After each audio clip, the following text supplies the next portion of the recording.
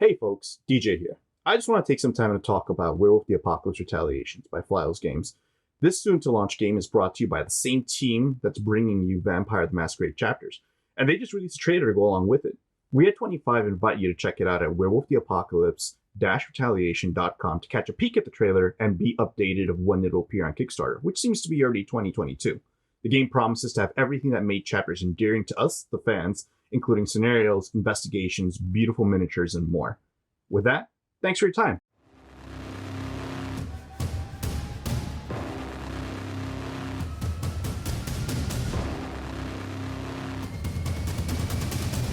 "25 years of Vampire the Masquerade presents The Phoenix Crusade." So, I want to welcome everybody to our first official game session of V5 Sabbat that we're launching here by 25 Years Vampire the Masquerade. Of course, it's on 6 screens to show you that, but in case you needed to be pointed out, there you go. Real quick, to introduce ourselves, I, of course, am Bob, and I'm be your ST for the entirety of this actual play chronicle. And we'll just go with Brennan. I'll point him out to make it easy. Hi, everyone. I'm Brennan.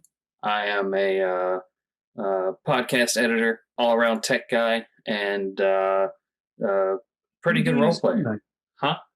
We're doing this game tonight. Like, introduce your character, sir. Oh, I'm sorry. I can help you out, guys. You have your name, right by you. You literally have your name. Brennan, you're on the ball. Yeah, it makes that even more embarrassing because I'm the one that put the labels. I didn't set you up for success. Okay. Let me do this for you. When you introduce yourself, it should be your character you're going to portray, right? It's okay to say, yeah, I'm Brennan. Hey, everybody. That's fine. But now we're looking at what character, name your character, and concept. Not your whole entire back history story in the suit your character like. We're just looking for your concept. Word. So my character that I'm playing is named Ramsey. He is a street urchin that turned to thieving, and yeah. All right, Ramsey is street urchin turned thieving. And what clan are we playing? Gangrel, Bob. Gangrel, and that's Gangrel Anti-Tribute. And as we know in the Sabbat, we have flavors, right? We're a bit of an old school crowd, and we like that. Where do you liken him to, and what sort of Gangrel following we'll call it sub-clan? He's a city Gangrel. I was never really a fan of the discipline distinction. What I was a fan of was the way they live, right? He is attuned to urban TMI. Living. Huh? TMI, we got you. Okay. We just need to know which one, bro. Okay. That's it. There we go. We got that. All right, so we're going to try this again. So thank you, Brennan. You're always a champ to try to go first. That's why I love calling you out, because you laugh easy, and we're getting out the way. We're going to make mistakes. We're going to have fun. Those watching, you're going to see us get rule calls wrong and all that stuff. That's another reason we're doing this. Nobody's perfect in a game, and this isn't a job. This is fun. That's why we're doing it. So next up, DJ, my man.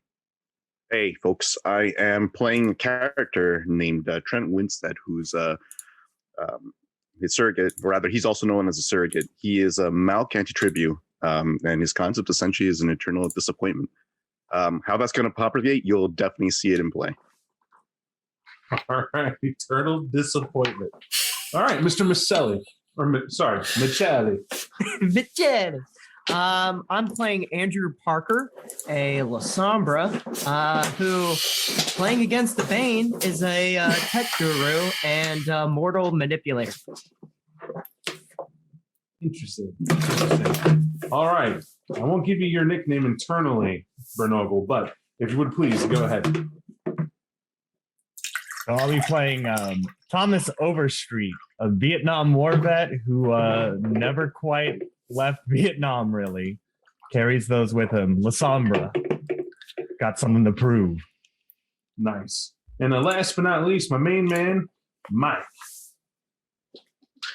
I'll be playing Warren Allen. He's a Bruja with an interesting approach to rebellion and humanist ideals.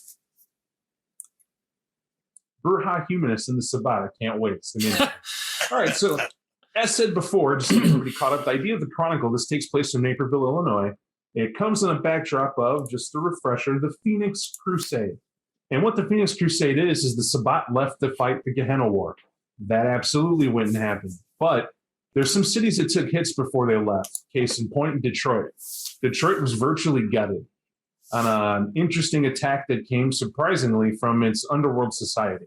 It's no secret, for at least for the Sabbat, that beware those underworld connects. They took to the streets like soldiers and began systematically hunting entire packs, finding the violence and finding where the dark, brooding monstrousness of the streets was going on that wasn't them, dragging them out into the daylight and watching them burn.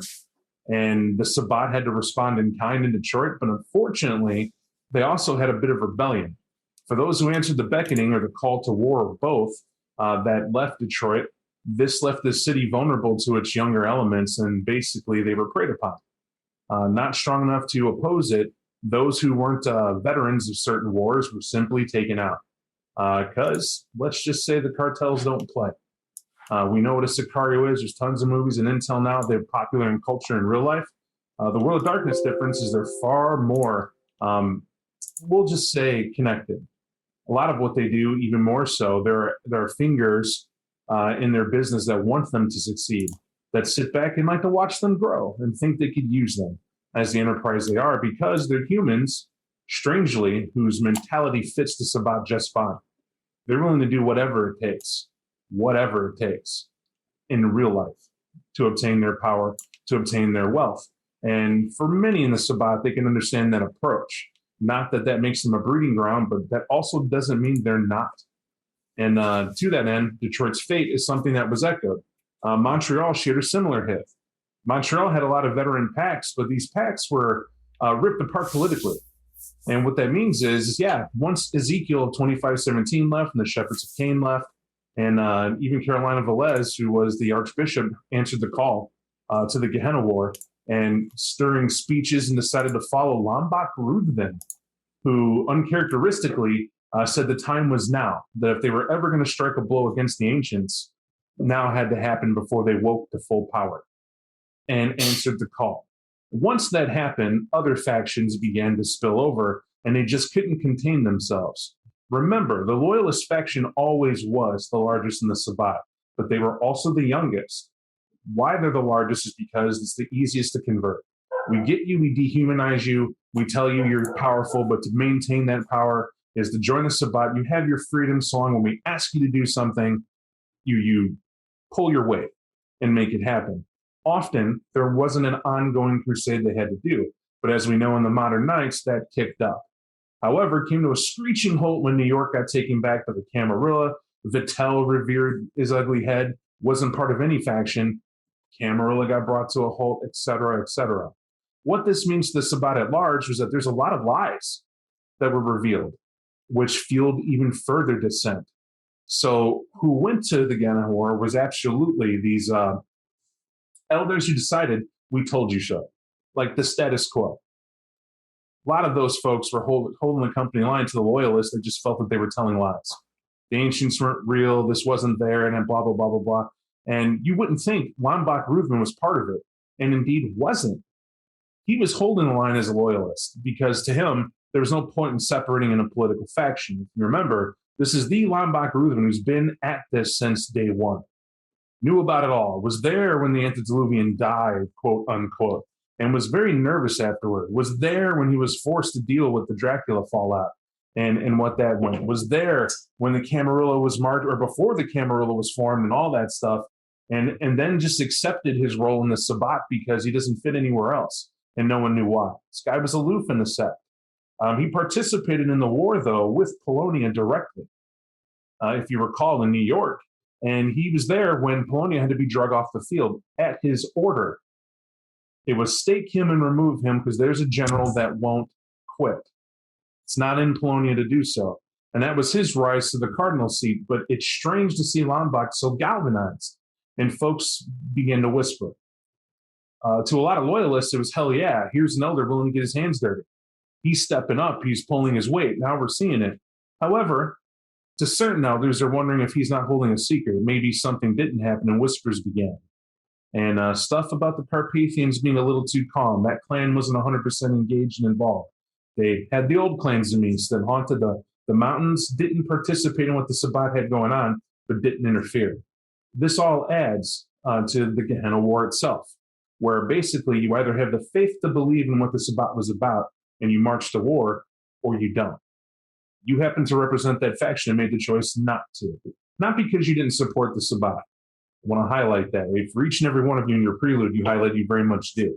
You have a different view of what the Sabbat could be, or you have a view of what the Sabbat could survive and become afterward. You know that going to that war, they're facing off against the Camarilla in strength, allied with their well, let's just say the Camarilla does what it does. Its connections are ever strengthened when it goes over there, and the Ashura just team up with them hand in glove. That's a lot to go face. And the Sabbat have to face them before they even get to their targets that they're there to have it. So hell on earth is what folks can expect. Add to the fact that the moment they left, the Lasombra left the Sabbat.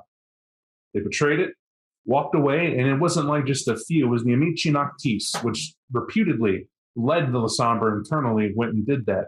But in an unprecedented act, it's rumored that the Lasombra Anti-Tribu, as they were called by the Sabbat, didn't budge and didn't go to the Camarilla. It was rumored that they always do, that they've always supported that, and that's where they're at.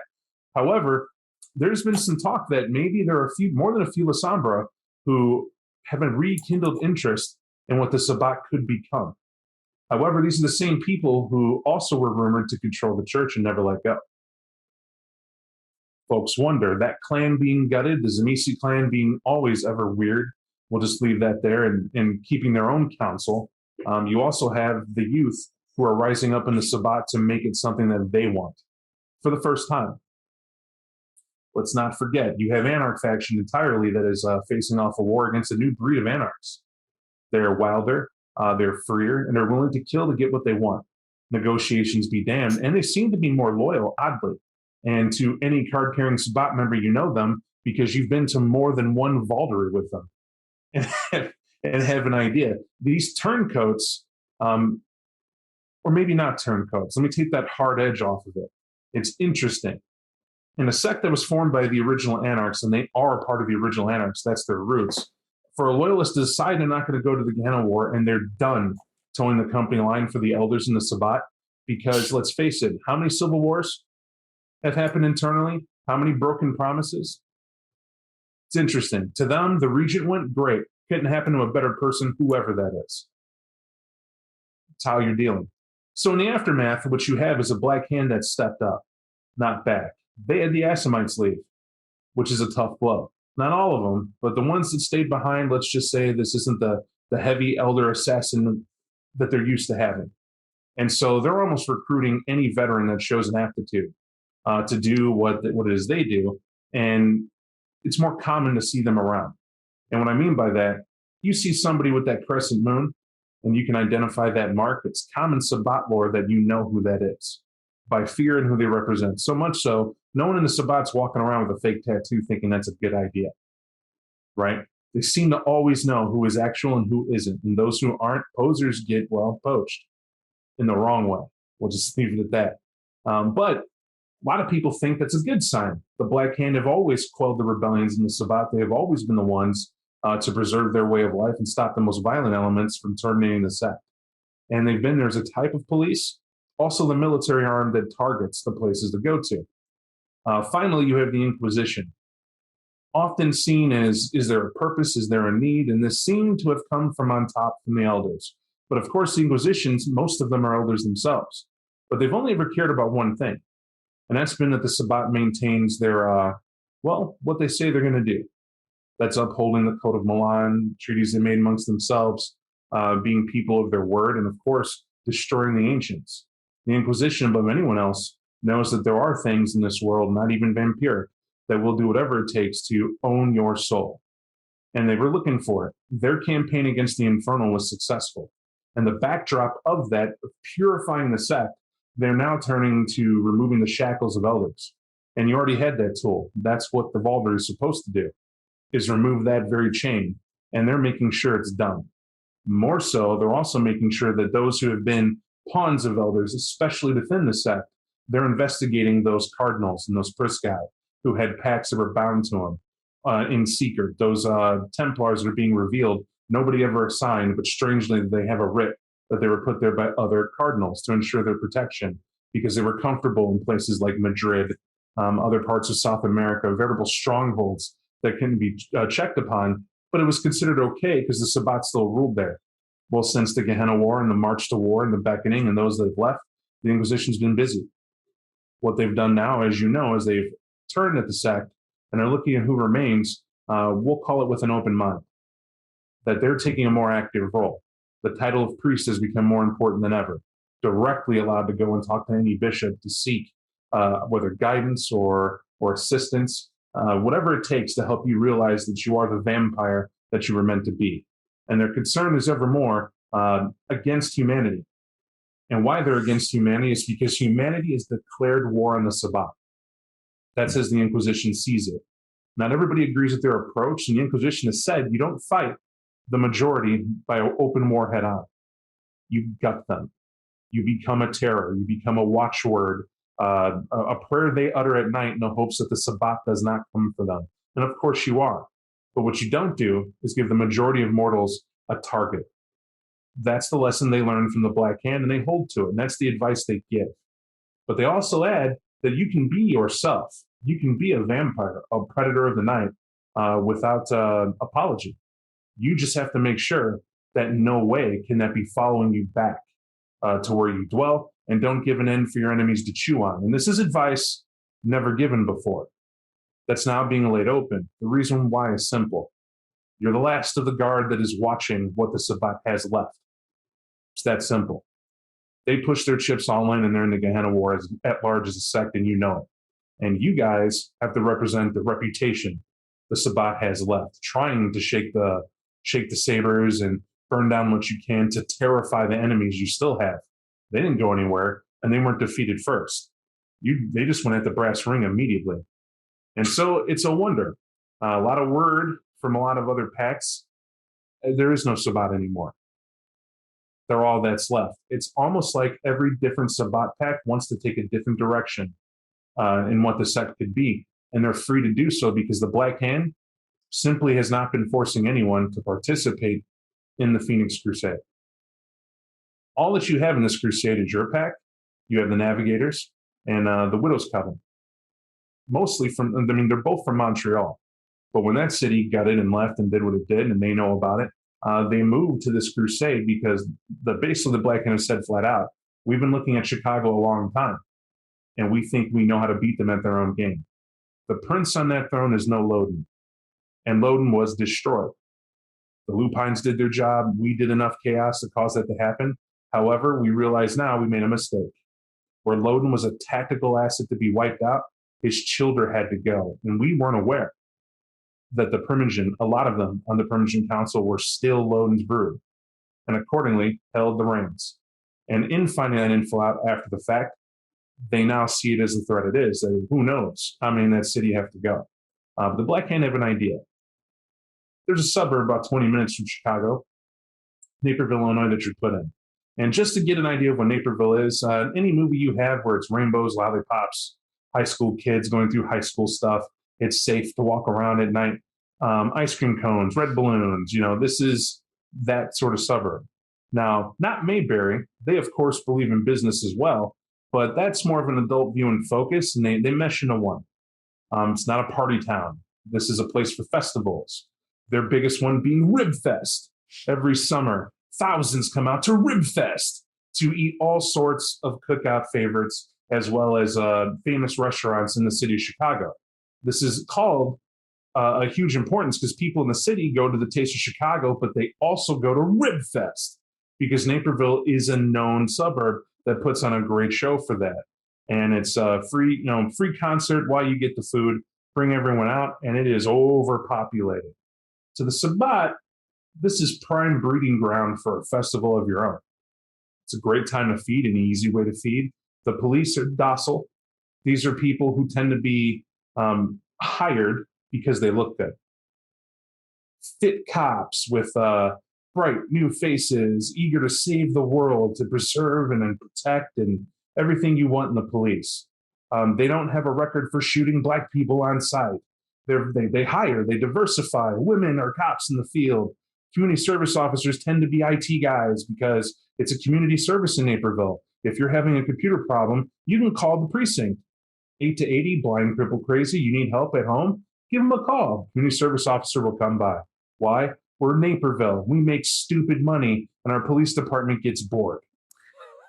That's what the Sabbat faces. Ooh, scary, right? That's how it is. However, as ever, that's the real world. In a world of darkness, Naperville seems to be this. And you haven't seen to the contrary yet, and it's hard to see it, but being in it, there's a level of opportunity and malice.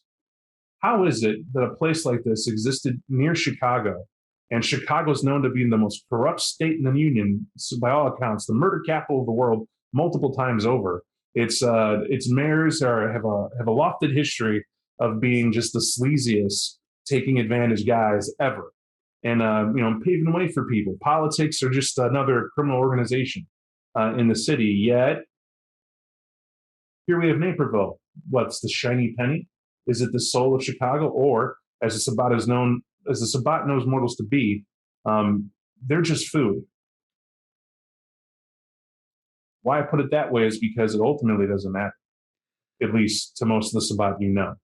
The status quo of what mortals are is they serve you one way or the other. And that's it. And if they fail, they're discarded. They're a bag of chips. They're meals on sneakers, so to speak. And that's that.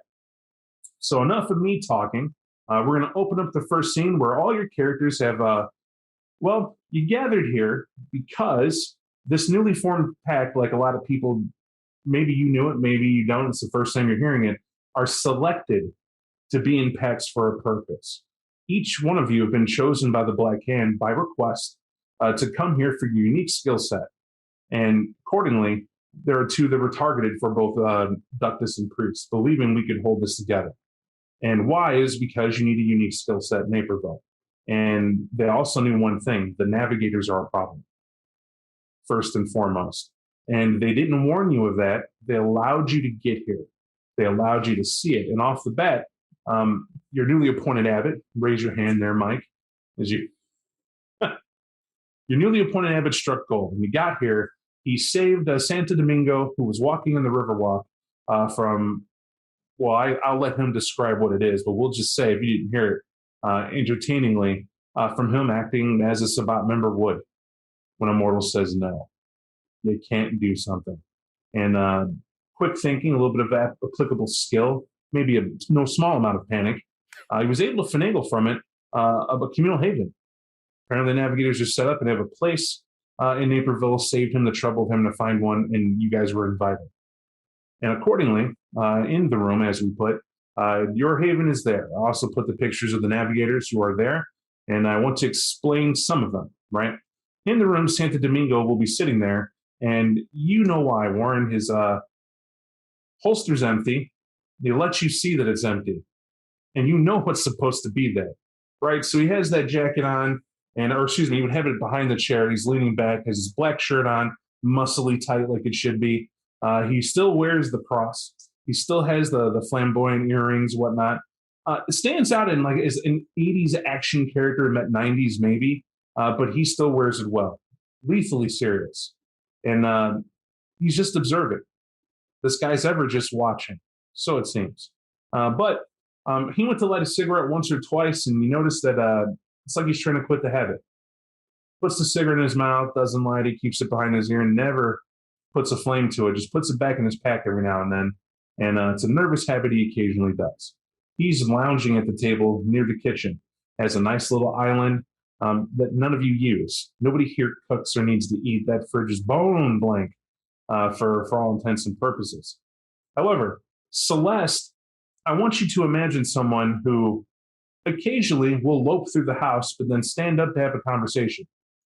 She goes on the internet. She uses a laptop. She answers her phone. She participates in social media. She has all sorts of things she does, which is uncharacteristic for the gangrel that you've known, and definitely odd when you first met her. Coming in, as you remember from the description, I described her as being near feral. Not really wanting to open up, not really wanting to talk. But you did notice, and all of you, it would be impossible not to see, there's an unusual amount of animals in this house. So the numbers we'll put at that you could probably see is around 30 cats. She has no less than 15 snakes. There is 4 or 5 fish tanks that you've seen, and they're all like this is like a Petco show, like somebody's wet dream. Mass sold her pets. I said, yeah, have them all, and they could be here. But the oddity is where she goes, this small crowd of cats follows. They follow like a devoted group of killers. I do mean that. Follow the lead lioness, and maybe, just maybe, what bits fall from her maw, they get to have. And they give that impression. Plus, they're aloof. They lay around when she talks and when she engages folks on the phone. Celeste sounds open, inviting. Part of the youth, very young. She appears to be about 22 herself, if that. However, her fashion leaves something to be desired. And what I mean by that, she's still wearing an old wool knitted sweater that's dark gray, has bloodstains on it. You'll see a knitted mark or two, like if there have been a struggle. And what I want to highlight is that even for a Sabbat member, she seems pretty relaxed, pretty humane. Brennan, your character easily is going to pick up. Next, Ramsey, I apologize. I'll start calling you by your character. Ramsey will know why. This is a fellow adherent. She acts like it. You're watching this. You're seeing somebody's very comfortable being a predator, but absolutely blends in with mortals no problem. Did not abandon that part of it, right? As you know, as harmonists, they view themselves as hunters, right? It's that simple. They have a human instinct, right? Definitely are instinctual. It's a human instinct. Combined with that is a vampiric predator. Just simply that. It's a toss of a coin. When it's time to feed, it's time to kill. And when you're done feeding, you're done, and you go back to being you. No one has to be an animal. However, I also want to add this has got to be an older game girl, because even you pick up that there's some cat aspects to her, some serpent aspects to her that you're picking up, little nuances now and again, stuff that she quickly has to bat down. And what I mean by that, snakes have a fluidity to them when they move, and to that end, you'll watch her walk into a dark room, and what she does is she puts her fingertips on the wall and just slides them down initially, and then she'll stop doing that. And you know what that is. If she couldn't see and was relying on taste, not her eyesight, that would be an interesting effect. Why her fingertips? Because it's another sense that humans have that they could utilize as well. Obviously, snakes can feel. And you think there's something to that. Like she's trying to control that in herself. The other effect is that you can hear that, can't you? I could hear that, but I was just chalking it up to like they were your backup. Like, oh, you're talking about a cat girl? Yeah. Backup brawling. All right, so yeah, sorry, they're just they're the cats that do what they do. All good. The other effect is that when I mentioned that she's a cat, like you'll occasionally get some odd stares, often than nothing, and you've been observing this since you've been here. Like she'll just look, and you're not certain what it is. And then when you look close enough, why is she staring at an off piece of plastic? Is it because it's shiny? Does it have anything to it? And it'll dawn on you. Light reflected off of it, and she's looking for the light source. It's something innocuous, but you get it, right? She's trying to figure out everything in her environment, and that's something it's very feline, very predatory. But when she opens up her smartphone and starts typing on it, or you hear her take a call on the WhatsApp, you're literally like, okay, all right, we're just going to leave this be. And we'll address them when we get there. Right. The last figure I left is because Yurini looks as she does. Now, to me, as a storyteller, she does not look horrendous in the slightest. She looks very interesting, very theatrical, dramatic almost. But this person, you'll watch, takes her time to come out to you guys. If you remember, Warren, I described that you could hear like a cloven hoof occasionally hit the floor. And that's because most definitely she stands at a full 7'2", right? Her wings are most of that height, honestly, when she fully stands up. But it reminds you of, just to beat a dead horse, it reminds you of a feline, like a lion, that would stretch out fully. Or maybe a dog walking on 2 legs. That helps the image better. It's hard for you not to think demon, though. That's something that does come to your mind. It's not until you hear Celeste just calm her down, and I do mean that. With you being there, Warren, she reveals herself to you as if she has to do something to you. It's a low growl at first, but it's odd because she's wearing like a Metallica t-shirt, right? Metallica t-shirt. She has these pants on that are torn up at the end, like, again, anachronistic time seems to be what this pack's about. And you're in her home, though, and she wasn't expecting you there. Santo Domingo whips a can at her.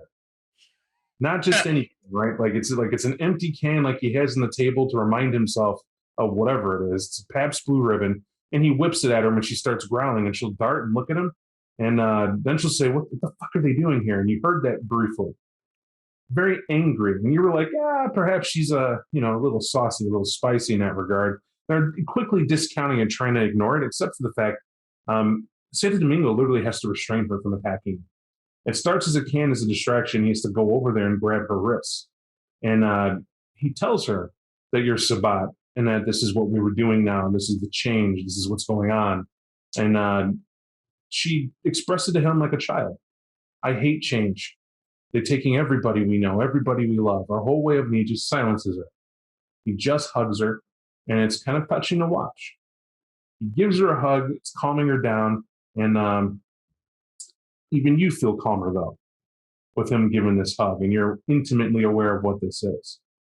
He's radiating his natural charms to placate her beast, to get it in check. And then afterwards, she'll initially be pouty towards you and slowly gets curious why you're there. And for each one of you, it's a various encounter of this nature. Very skittish, takes time to adjust, slowly gets it, and then she's just walking around. Most of the time, you guys don't see her. You still haven't figured out why. This isn't, it's not natural either. It's not like it's somebody with obfuscate who leaves a room and you go to enter that room. They leave, like if somebody normally obfuscate, they'll walk and they go into a darkened room. Then you go to find them, and if you turn the lights, they're not there, they're gone. Magic. She'll do it in front of you. Like talking and just turns to walk off and you can't see her. But you could hear her foot clack the ground if she wanted it to. And that's the one thing you get, Warren. Someone like that tall with those disadvantages, she's oddly quiet when she chooses to be. It's that simple. But to no avail, I have her there because she's not seen, not Arini, at least not visible. The other two are. Celeste is very much on the computer, has her headphones on, and you can see Spotify going, and she seems to be listening to music very loudly, but not enough to interrupt the room, just enough that you can hear what she's listening to. Some sort of alternative mix that she's jamming out to. However, Santo Domingo's there, and Warren, you can't ignore the fact that as each one of you wake up, right, your pack comes out to the living room as pictured, starts sitting around the table. He literally is looking at you, and he just sort of taps the empty holster as a reminder, but doesn't push, doesn't say another word, just leans back. And he'll look at you guys. I'll just sleep. Good. Great. Better than I have in a while. I just point. I haven't forgotten. We'll get on that. Oh, hey, take your time, right? Yeah. And then I go to seek out, like, post haste Ramsey, if he's not awake already. Already. Man, I need a little help. So easy enough. I'm going to set this for you guys all to be in one spot. If I misspoke. Okay. You guys are just hanging out in the master bedroom. Your pack is swaddled into one room.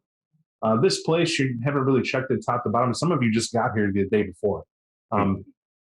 This is a high-rise condo that's part of a massive condominium complex that they have in Naperville specifically. It's not on the popular strip or the Riverwalk, as most locals refer to it. It's actually just, I'd say about 15 minutes from there. About a half hour if one had to walk it and were a vampire. Longer if you were a mortal, had to complain that you had to walk that far. And regardless, you guys are occupying the top, and nobody can ignore the fact that, just 6 stories up off the ground is kind of nice, but also it feels bougie. It's not that being up in a high rise you haven't had before, definitely. For those of us who are IT people or have a business of their own that makes money, Mr. Parker, yes, you know what that feels like. However, it's different. The Sabat tends to go for places underground, hidden, abandoned structures, rough neighborhoods, places where they're seamless. Being here feels vulnerable. You're just not used to it. You feel cammy, right? Nice things, great rooms, like shielding, right? That's what it feels like. This is these overprivileged. They must wake up this way all the time.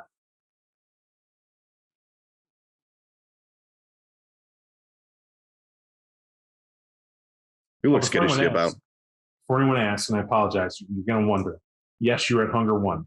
It's the start of a chronicle. We're not going to bog everybody down with like varied whatever. It's Hunger 1 start, and we'll be polite, and that's what we're doing. Gotcha.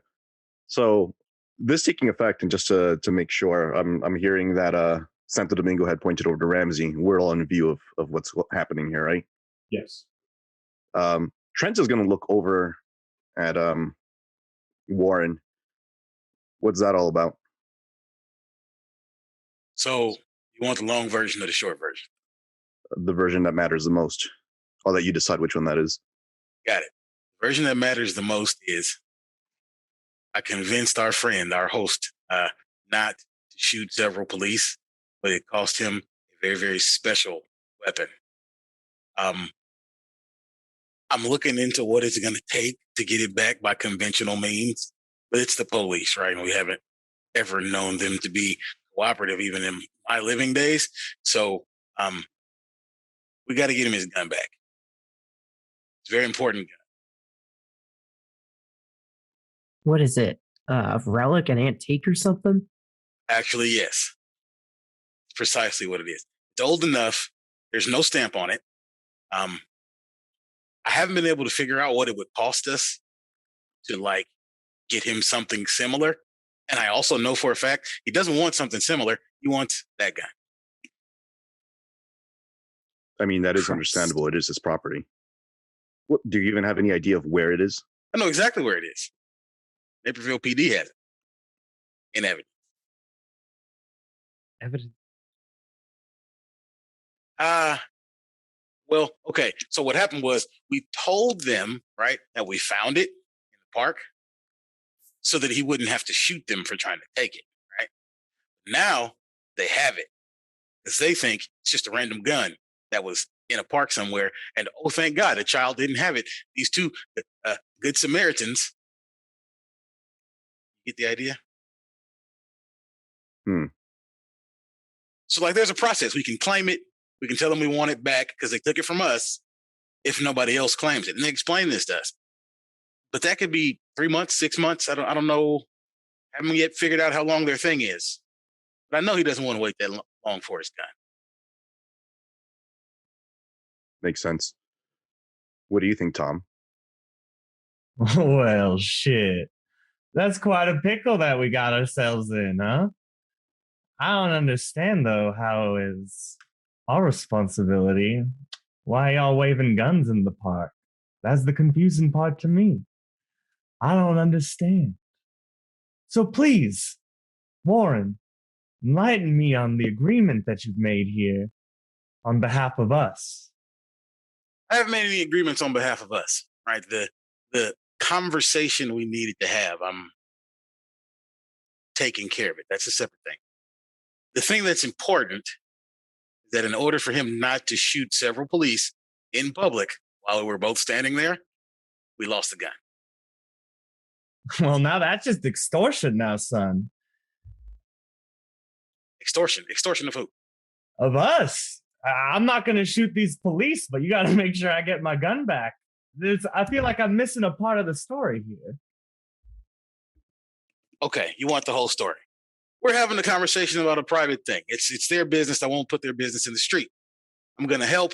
He likes the idea of me helping. Great, we're good. But there were people listening. A bit of quick thinking on his part, right? He says, oh man, look at this gun that I found in the bushes, and shows it to me. Obviously, people that were nearby scatter. However, I didn't foresee this. Somebody called the police. You show up. I didn't want him to shoot them, so we lied. And they bought that? I'm talented. Are you trying to say I'm not talented? You clearly are if they bought that. They bought it, but now they have the gun. It shouldn't be complicated to get the gun back. I'm just thinking we don't want to make our host wait 6 months to get the gun back if we don't have to. So it's not complicated. What's your solution? Well, I'm going to start cops drink, right? Cops socialize with cops. I'm going to start at gyms, bars, see if I can find somebody who works for the police department in their off hours, and then improvise. No, right there, we're going to hold. Give me an intelligence insight there, Mr. Parker. Intelligence insights. Remind me what the command is for the dice roller. You're using thirds. After Okay. Insight and intelligence, you said, Bob?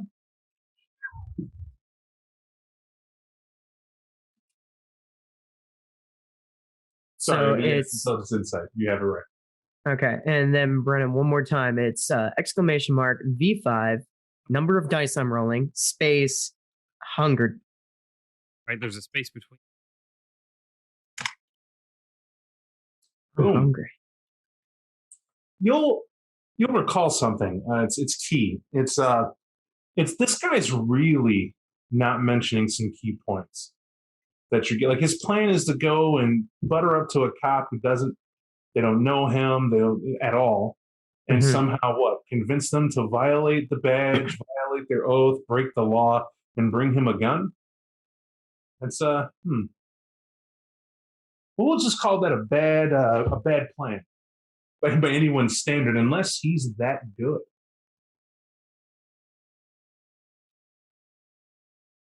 Okay. Parker's going to look at Warren. I believe you're either really confident in your ability to persuade a man of the badge to violate their oath to hand you something that's in evidence. That's a tall order. It is. You- But alternatively, right? Like, what's the? You have an alternative suggestion? I can't walk through walls. Certainly no, don't have but any power of mind control, right? So, not a magician.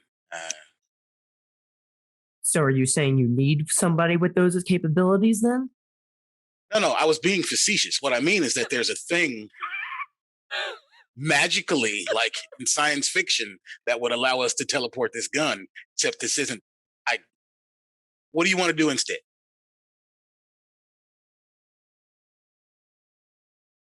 Or are you telling me I should have let? You telling me I should have let him shoot the cops? That's done and gone. I think you'll have a better result just finding somebody to bend. Look, it's Yeah, but that's going to be a cop, right? better than buttering someone up. So but what are you suggesting here? I'm Let me do some looking. Maybe I can find somebody who's a little bit vulnerable, someone we can manipulate into getting what we need quietly. I'm with it. Let me know what I can do to contribute. All right. Interesting. Real quick, give me resolve composure roll 1. Me? All right.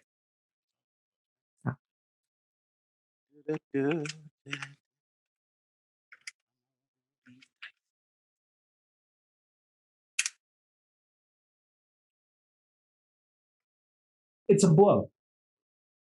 It hits you. It's you're someone who came up with this plan. You had this idea. You understood you were in a situation. You made a call. You did well.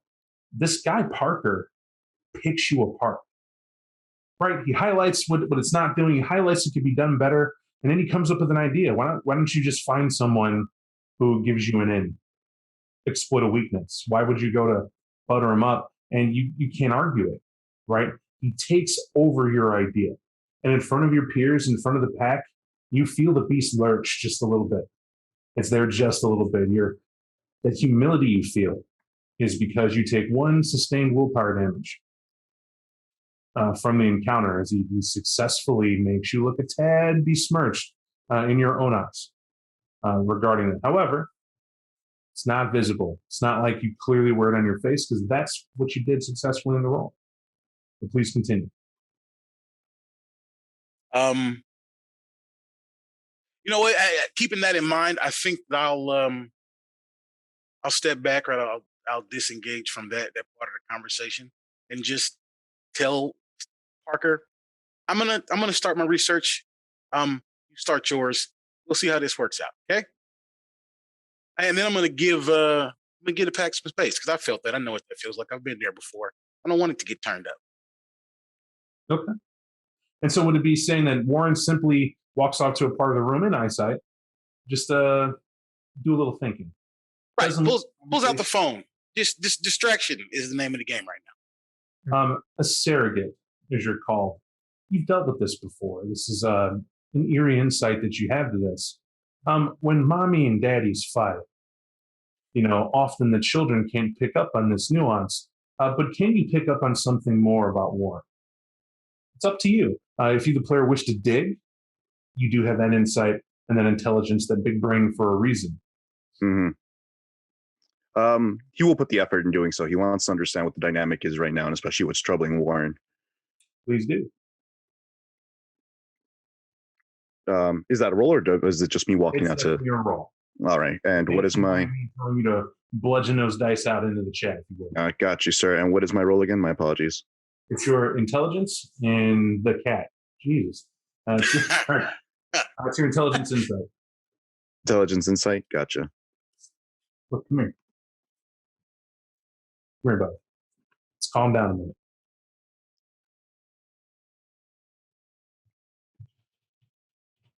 Oh, man. Warren believes he has the confidence to handle anything. And that's his downfall. You know this. This is the son who was told by his dad that he was great. Had that talk that his dad was proud of him, handed off the torch. And it's a mistake. No one's ever perfect. His dad hid from him some sort of weakness, some sort of truth he should have told him, a truth you get now. Warren is over there trying to figure out a way to gain his confidence back. You see it clear as day. And he let Parker take it. Naughty, naughty boy, that Parker. He'll excuse himself from the room. Surrogate's going to head on over looking for Warren. Hey, Warren. Yeah, man. Come here. What's up? Come here. I know what it kind of looked like in there. And he'll start playing around with his shirt. If he's wearing a suit, he'll go ahead and start fixing him up, smoothing him out. You know what you do for this pack, right? Yeah. You know the importance of the reason why we're a family unit in the way that we are, right? Of course. Mm-hmm. Now, I'm not sure if they ever told you this growing up, but everyone's got a role to play. Warren, you understand that. You can't, you're not going to win every participation reward. It's just not going to happen. We ain't like that. We're part of a unit. Now, the part about a unit, and specifically knowing that you got your family involved in this situation, is it became an us problem, not a you problem, especially when it comes to that missing weapon. Now, dad's got to figure everything else out, right? You can't just make the decision on behalf of the family. So I'm going to give you a chance to go ahead and make it right. Instead of looking to Parker for answers, you should be going over to Tom. Tom's dad. You understand that, right? Sure. Yeah, I see what you mean. Yeah. Good. So unless he makes a decision, we're not making any decisions without it. Because he's supposed to lead the family, right? Of course. Yeah. All right. Good. Now you get back in there. You talk to Tom directly. And you get his order. Because we're not moving unless he says we're doing something about it. And it's an us problem. So I want you to go back in there, play nice, make it look like you're part of the team. Parker always following suit. You understand me? Yeah, I can dig that. Good. He'll cup his face and you'll give him a kiss on the forehead. All right, get back in there, soldier. Yeah. Wow. I wouldn't make you roll normally, but apparently Alan has difficulty picking up on social cues. Right, Warren Allen. So I need you to roll your wits of 1, and please include your insight to see if you can get the vaguest notion about what he said.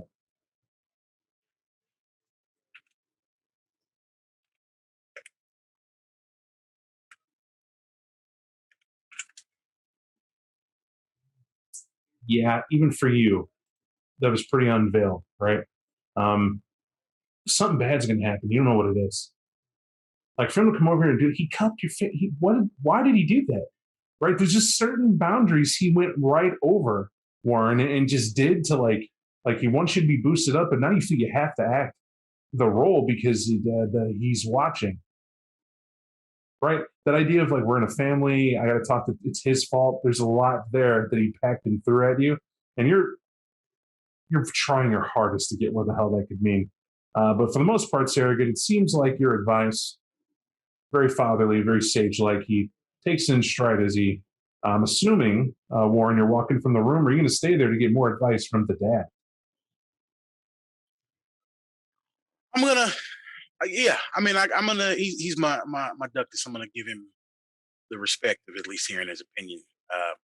And a correction, remember, that's your priest. Your ductus is Tom. Well, yeah, but that's what I'm saying. That's who he's referring to. He was telling me to. Yeah. I will. Go see what Tom has to say about it if he has any.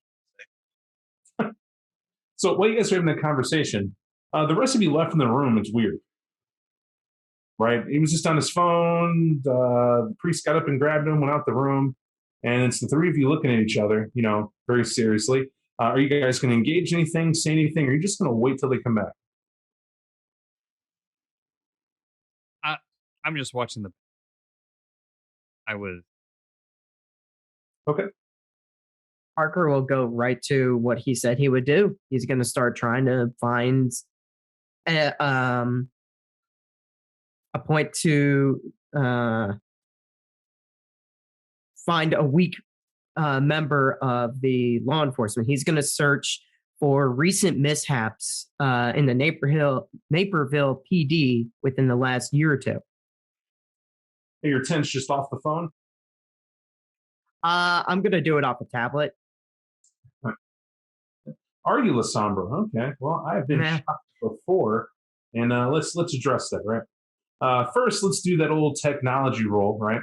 We're going to make this intelligence tech, obviously. The difficulty is for you is 3. Okay.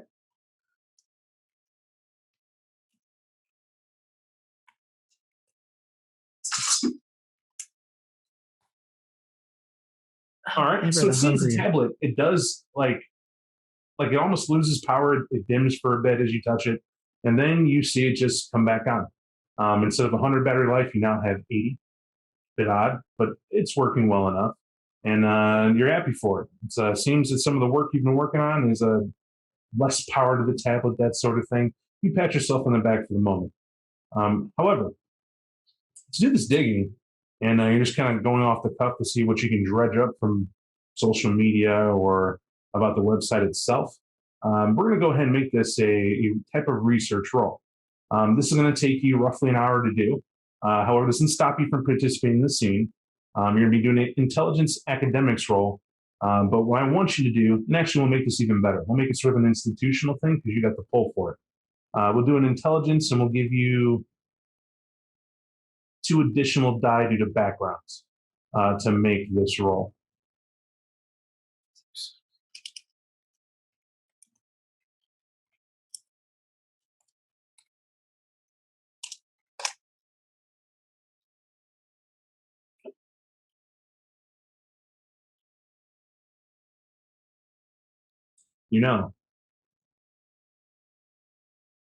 We'll check back in a minute. What I'll tell you off the bat is that there's 2 things. There's recently, as in the past 5 years, Naperville PD had a problem where a female police officer was picking up teenage boys and having relations. That hit the paper. That screams an immediate weakness, except, she was incarcerated. So maybe not an immediate weakness. Maybe it is. But you're digging up research right there. That's the first search that you get off the bat. Back at the ranch, though, as you're messing with the tablet, anybody else doing anything, or are you just waiting? I am referring to you, Tom. Yeah, Tom's just like he's like leaned back and he's just waiting. He just wants to wait to hear what they have to say when they come back.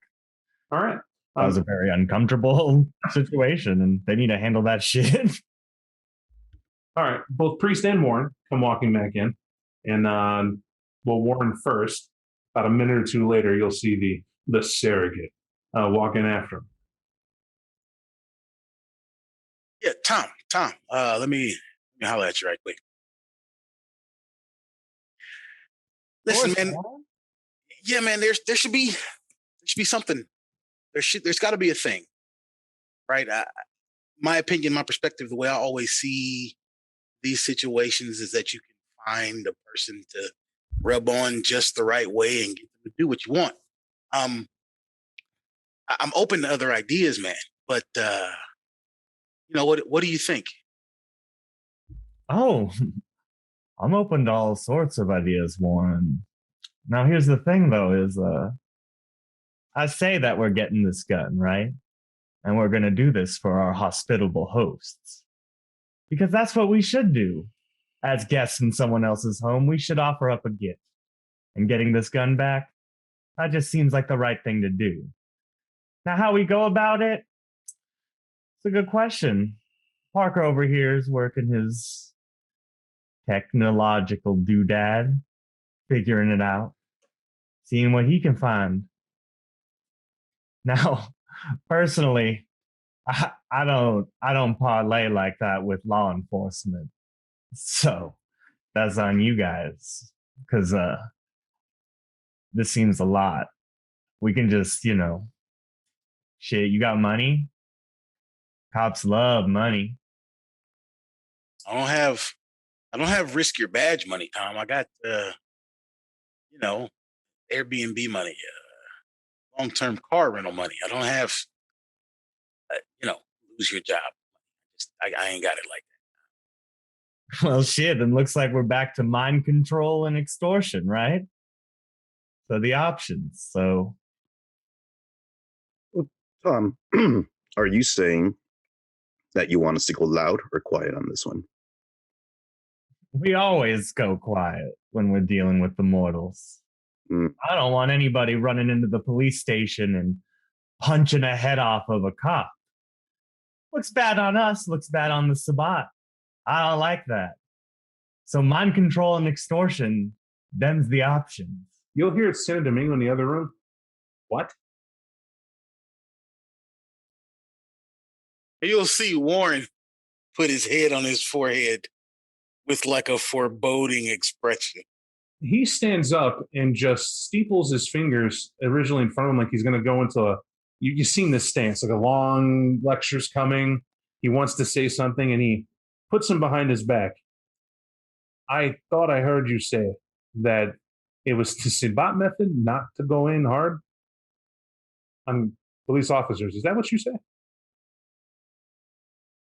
If that's how you want to interpret it, yeah. I'm saying that you shouldn't go in and shit all over the place. That is correct, sir. I was just curious. That's all. Because you feel it, Warren, and I know for a fact there's a couple of you, Warren, Parker, Surrogate, and yes, Ramsey. You guys can give me a resolve composure roll. Okay. This is embarrassment. This is embarrassment in front of a veteran Sabbat member. You're ducked to step up, but I will explain this further in a second. First, let's get this out the way. Oh wow! I thought I was going to be garbage. Yeah, it's not that hard to maintain your cool here. However, stranger things have happened, right? What it is, you can see your pack trying not to say a word right as you speak, Tom, but you get it. But they don't understand your angle. How many times have you had to go in and play the role of the lamb to get the depredations of your target to reveal the depth of sin that you're there to punish? You don't use overt tricks all the time. Sometimes you got to bait the hook to get the biggest fish. And that's your angle. And I get that 100%, Bernold, and I want everybody to know that that's where you're coming from. However, you're talking to Miguel Santo Domingo, hero of the Navigators, right? Burned his own sire at the stake, rather duckish, I should say, as the final outcome because he suspected that he too was infernal and in league with demons, and the Inquisition applauded him for it. It's like Sabat royalty in a way. And he's from Montreal, and you get this. You can almost roll your eyes, Tom, as when you say it, you can tell the respect level your pack has for this guy. And no one more than Warren.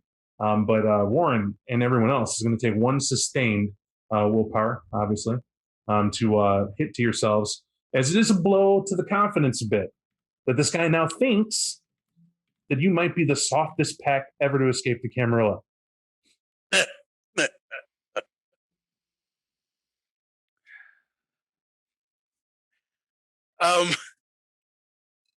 Warren will jump in.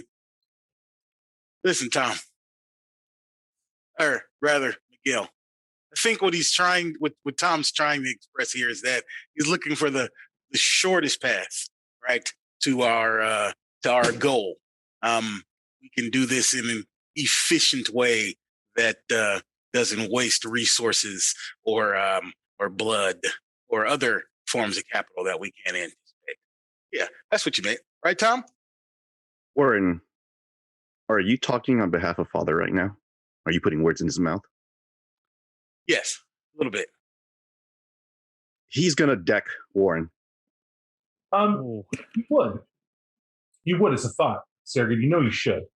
You got to do it.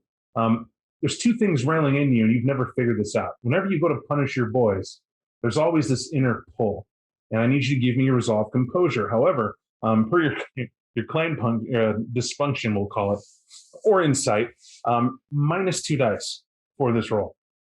Got you. Mm-hmm.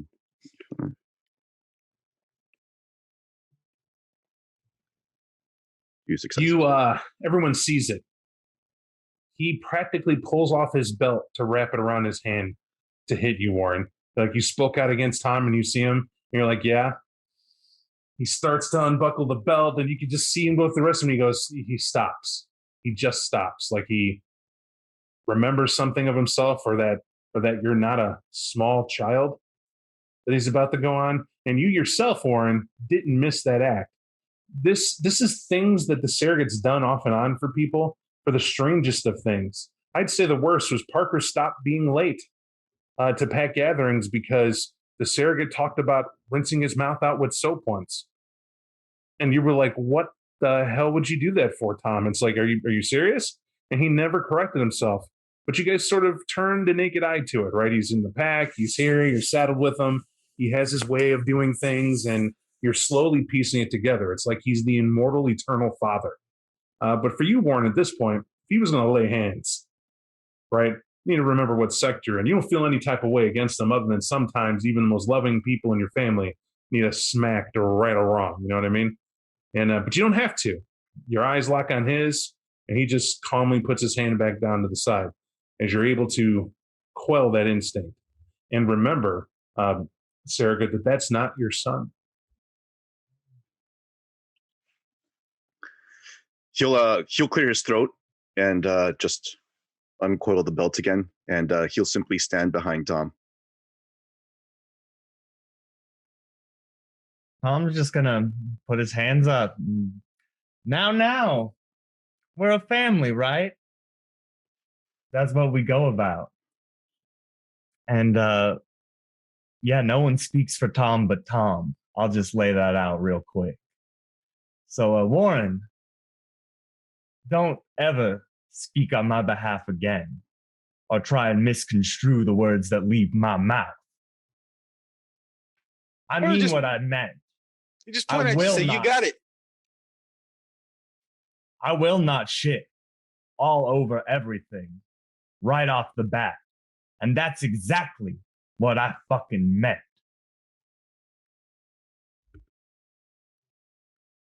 Trent will nod approvingly. And You guys will see it's like breaks the silence. It sounds like a spoon hitting the inside of a bowl. As you'll see Celeste stand there with her mouth open, just sort of looking past Miguel, and Miguel will turn around and like does one of the high sign, like just let it go. As you'll see him walk up to her, and I hear her go, I'm really gonna need the keys to the car. These guys are weird, even by our standards. Can we just give them what's going on right now? Like I ended my call because it got interesting, and I don't know what the hell's going on now. And Miguel, where are you going? Like maybe we'll go with you. I said, no, I gotta go get cat food. And he'll look around. There's like a massive bowl of like Purina something minced animal chow piled into a bowl that she put there. And about 15 empty cans are just like stacked on the counter like she doesn't care. And Miguel, like, get more cat food. Where are you getting the money? Like, I just learned that I'm waiting on a trade for the museum to pay me for the money I used at the Whole Foods that Warren says is worth more. So we're going to get that, and then we get a bank account. And you'll hear her go, I told you were old. But no, I'm going to go get cat food now because it's, I'm leaving. Give me the keys. He'll reach into his pocket and hand her the keys, and she'll go stomping out, right? It's very cute, actually, how she does it, but she still doesn't get pants nor undergarments. It's just that sweater and that outfit as she's heading for the door.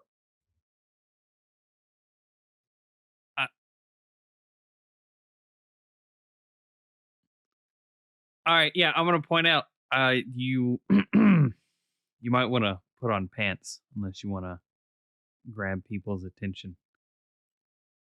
She'll pause to look back. Why? No shirts, no shoes, no service. Petco has that rule. It also applies That's to not pants. for women. That's for gross men. And she'll walk out the door. All right.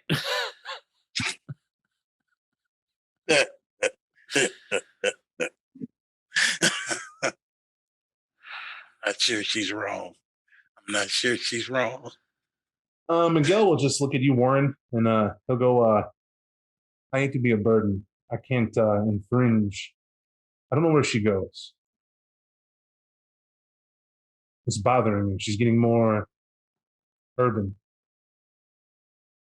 She told me the other night that I was toxically masculine. Where I am from, of course I am. I am the man that everyone must be. Clearly, I am Miguel Santo Domingo. You know this. I do. He says that to you, right? And to everyone else, it's like me going, "I'm Robert Batten, of course. I'm all that is men." Right? And you're going, "Why would that matter?" Right? Like, what's like, in 2021, what?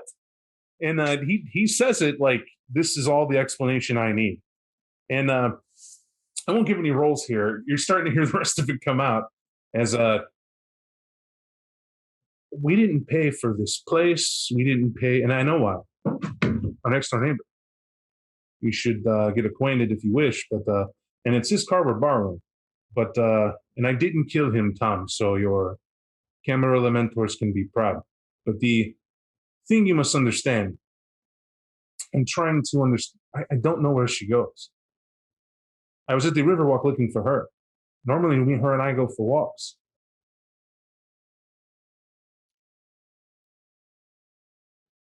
I don't know either. I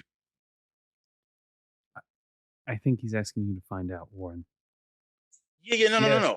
I have a follow-up question. I'm just trying to think. She's eaten recently, right? She's not going to feed herself. God damn it! I'm asking if one of you can. Like, she's going to be miles away from you now. I'll figure out where she goes. Thank you, Ramsey. I'll head out. And, Ramsey? Yeah. Not by yourself. Not by yourself. I'm coming too. Damn it. I'll just follow him. Obviously, we don't have time to have a conversation about it. In the midst of you two talking, and obviously the rest of the pack, are you going to let just those two go, or are all of you going? How's this working? Trent's gonna look at Tom. He's like, "You gonna let this happen?" Tom's gonna put up his hands and be like, now hold on. Santo Domingo doesn't dismiss you. Tom does. and we're all rolling together. So let's go, gang. Tom's gonna purposely like kind of try and go ahead of everyone, like out the door first. Like it's very important to him. I will let him have this. Like a knife through mud is how easy that wording goes over with the pack. As for the first time, you've heard Tom, hold on, I dismiss you. As he goes walking through, and you have no freaking. In fact, resolve composure, Tom. And that's because I'm going to use the reactions and the faces of the players to represent undoubtedly what their characters felt. Right? It was indignant. It was Accurate. It was humorous. It was like, what the hell is going on? You are close to losing it, right? Because when you're like, I got to go first, Ramsey just turns and continues walking. Right, you're going to have to sprint to he doesn't even probably hear you fully. He just continues walking, right? On his heels, of course, is Warren. Warren just can't believe it, stares at you guffaw, but he'll hold the door open for you as if, all right, dumbass, go for it. There's a level of humility here, except from the surrogate. The surrogate damn near applauds you, Tom, as you leave accordingly. It's a good thing, right? And correct me if I'm wrong, DJ. This feels those family values of the father should be respected. Yep. I figured as much. Parker, you know who ruined your life and made you what you are, and you're not certain if maybe Tom is a child of that same character, that same bishop. He holds all the hallmarks of it as you're trailing to walk out. However, Parker, you will be the one to hear Santo Domingo say, fuck it. Those are the only words he says as you guys head out. You guys are leaving. You get downstairs easy enough, and you're trying to figure out a trail. Ever the scout, this is pathetically easy for you, Ramsey, because when you hear the first trash can get knocked over, as you're climbing into the car, you see Celeste, or at least the BMW, have to back up from T-boning this trash can right into the side rail. Back it up. Basically, if you've seen somebody parallel park for the first time, Yeah. it's back and forth and back and forth. She does that to the trash can, like smash into the wall, back up, smash into the wall. All right, we'll need a new taillight. Backing up, okay, we're going here. And there's traffic. If you've ever been in a situation where someone looks like they're just crazy, trying to figure out how to drive, people tend to back up a little bit in their car and then sit, right? Just give them room to figure it out. That's what happens outside in front, right? Aurora Avenue is rather busy in the suburbs of Naperville because it's one of the main roads that gets to where you need to go. Mm-hmm. And you assume she knows that. You don't really know how she's navigating. But as you guys pile into your ride and start driving, and I'm assuming Ramsey, it's you who's driving? Yeah. Tailing her is one of the easiest things ever. First off, for her, green lights are great, but everything's a green light if the lights are up there. Oh, God. Right? Right. There's a red light, she keeps driving. There's a yellow light, she keeps driving. There's a horn that's honked. You watch as you, well, it's up to you. Are you going to keep pace with her? Or are you just going to give her all the room she needs and just follow the carnage? I'm going to keep pace with her. I feel as though we are distantly kindred, and she's attempting to blend in, and god damn does she need help. Distantly kindred. Well, no problem. Give me a drive dexterity roll, sir, as we're trying to make sure that we can keep up with the daredevil out of the Navigator's pack that you didn't know existed.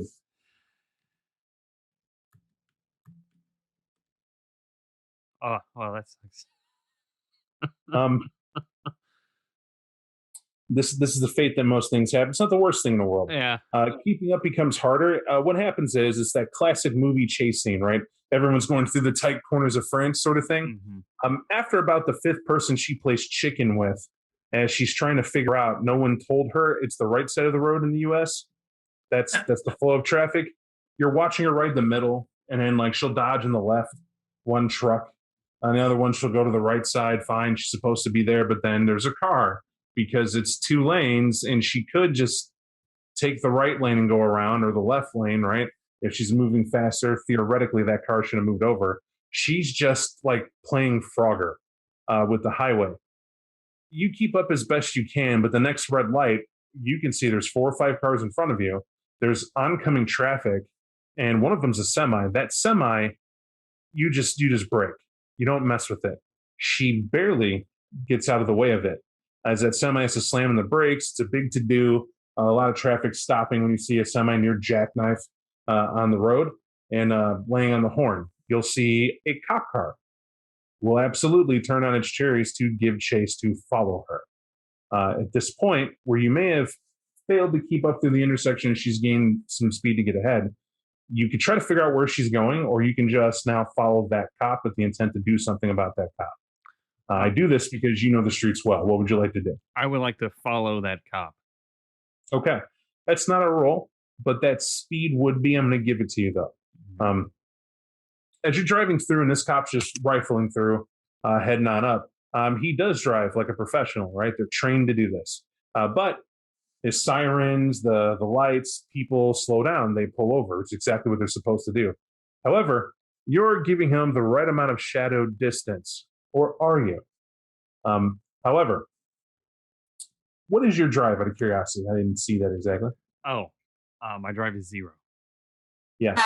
Roll. You're going to have to roll here, right? Okay. With a professional doing this, most amateurs would follow like near behind the cop, thinking that sound doesn't matter. So what you're rolling here is your dexterity in the raw. And how we're going to do this, give me your streetwise. We're going to use that as a form of shadowing in a high pursuit, right? You're more guessing what roads you could go down that are different than having to stay in this cop's butt to remain hidden. However, I'm taking 2 dice away because you don't have drive at all. Oh, God. Why did you pop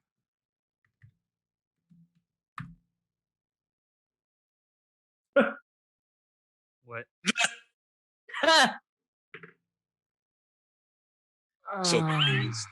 What just happened here? Hold on. I think there's 2 spaces, and there was supposed to be 1. There you go. Like a champ. As if you and the car are one. It's revving its engine, getting louder. He's leaning. Everyone can watch you just kind of up on the steering wheel. You put 2 and 2 together. Coming forward, there's supposed to be some weak turnabout that this cop ignores completely. He gets up to it. People kind of pause, sit to the right side. He takes the tight turn on the inside of it to go where he's going. You make a right before you get there. And why you do that is because you can see the flow of lights and traffic kind of curving around it. And for whatever reason, they're cutting through looks like a residential area. You take a guess. The residential area is only so big, so many blocks. She mentioned going to a store. You get lucky. You absolutely will see Celeste pop back onto the highway with the successes you got, and is driving accordingly. And it seems she's somehow corrected a bit, or she's gotten used to the wheel, and she's doing the speed limit, right? She's on now a smaller, not the main road that had the speed to get there, but you see that there's a strip mall that she's heading towards. And man, you would have to be blind to ignore the blue and red sign that says Petco on it, right? It's exactly where she's heading. Sits in its own lot like a glorious thing. And now you get it. She's slowing up because she cares, right? She knows she has to stop there. So the antics are slowing in as now her mind's thinking about other things.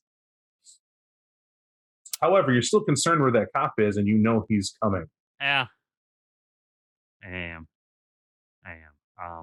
We're going to still follow them to the Petco.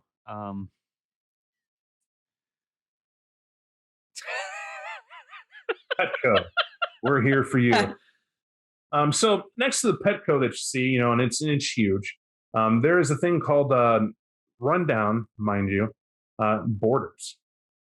For those who are not familiar with Borders, they did books, they did music. They were like a broke Best Buy.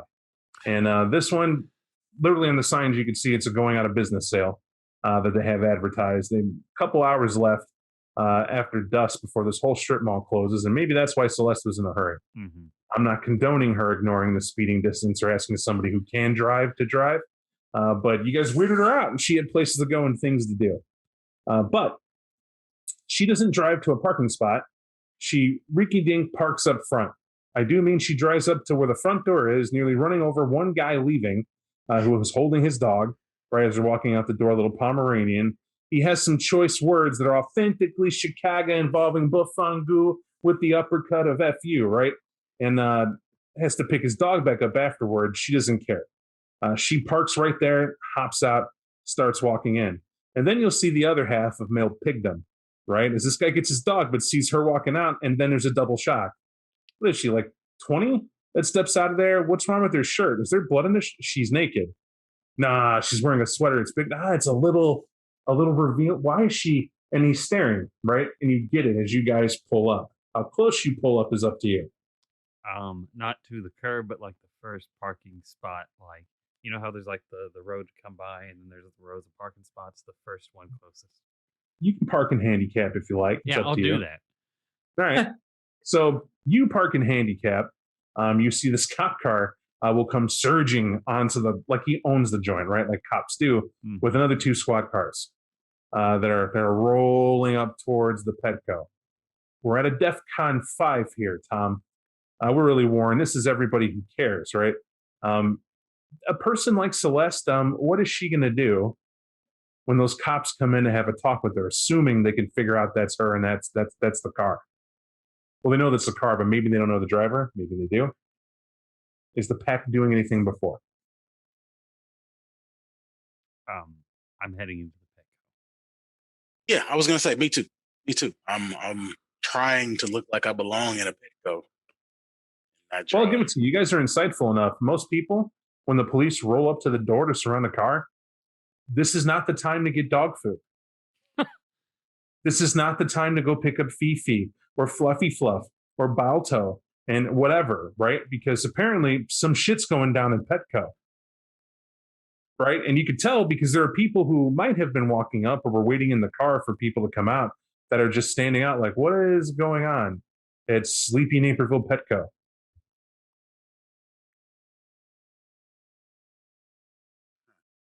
Surrogate's gonna lean over Tom's shoulder and be like, what do you want to do? Well, she done made a mess. And we're gonna have to figure this out. So we either gonna Tom's like, he's like gonna put his hands, like his face like in his hands, like obviously like kind of at a loss right now, but and then he'll be like, Warren, why don't you talk to the cops? Try and weave a story. Oh, I wouldn't want to put words in Tom's mouth, Tom. Are you sure? You sure it should be me? We're gonna Holy pause. shit, Right are we there. doing this now? We're gonna pause right there. Warren Allen, your biting wit is indeed biting tonight.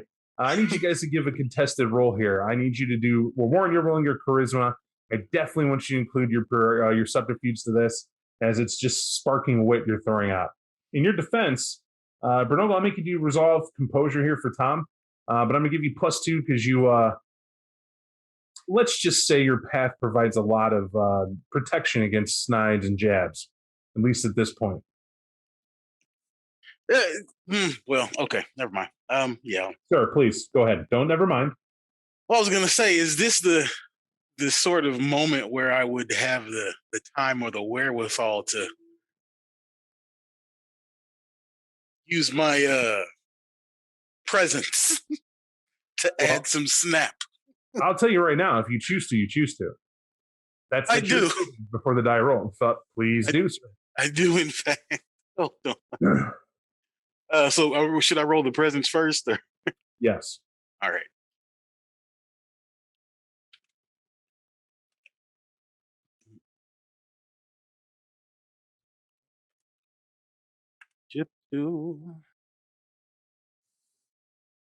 All right. You can include that presence die, sir. And you said it was charisma subterfuge? Yep.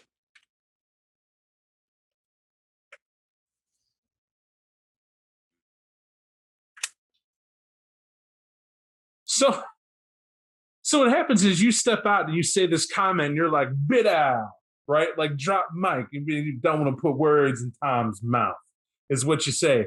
Tom, you can't believe it. He says that to you in front of everybody, and the reaction's obvious. It's like, oh, sick burn. It has the effect, though, of not as a mortal would take it, right? This hits you and it's almost a challenge. You're not certain. This is somebody who you're not supposed to want to kill. You're really not supposed to. And it puts you in a very dark place because you feel now that the threat isn't inside, it isn't the cops, it isn't what's there. It's the evil you've written a pass for. You didn't punish the wicked here in your pack because they're supposed to be helping you in what you do. That's the worldview. But he chose to make himself the enemy. And right now, the ruthlessness in you that demands that you should do something to him specifically right now is remembered by the fact that you're in front of everyone, right? This is pack business. You're trying to keep a lid in it. However, sir, you're going to take a total of 4 sustained willpower damage as it is, as he just lays into you. This hits the ego. This hits your confidence. This hits your... There are things you want to do that it's a bad thing. For you guys in the pack, you can see this has put Tom in a very dark place, pun intended. The shadows around Tom have an immediate reaction. It's darker around Tom. You'll notice the lights that are flickering on because it's supposed to at a strip mall at night, and maybe it's just shitty for the strip mall, but they're even darker. Because you're close enough, Surrogate, you can hear whispers coming from near Tom. That's new. But the whispers, you can actually audibly hear them saying, "Do it. Do it." Tom, you don't hear a thing. You're hyper-focused on the shame, choking it back, and it's a new thing to feel it after so long of letting those human emotions go. And you guys will see Tom, because it's for the scene here, walks off. Clearly, Surrogate, as the priest, you can tell he needs that moment to get his stuff together, or he's not going to care about any sort of ritual or bonding moment.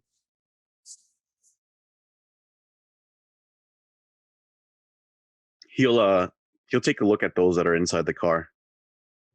He's like, "Dad needs some time to think. In the meantime, take care of those police. Quietly. Can you do this?" And he'll look between Parker and Warren. Quietly? Yes.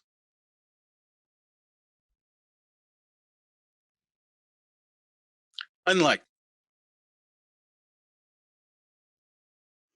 He'll look over to Parker.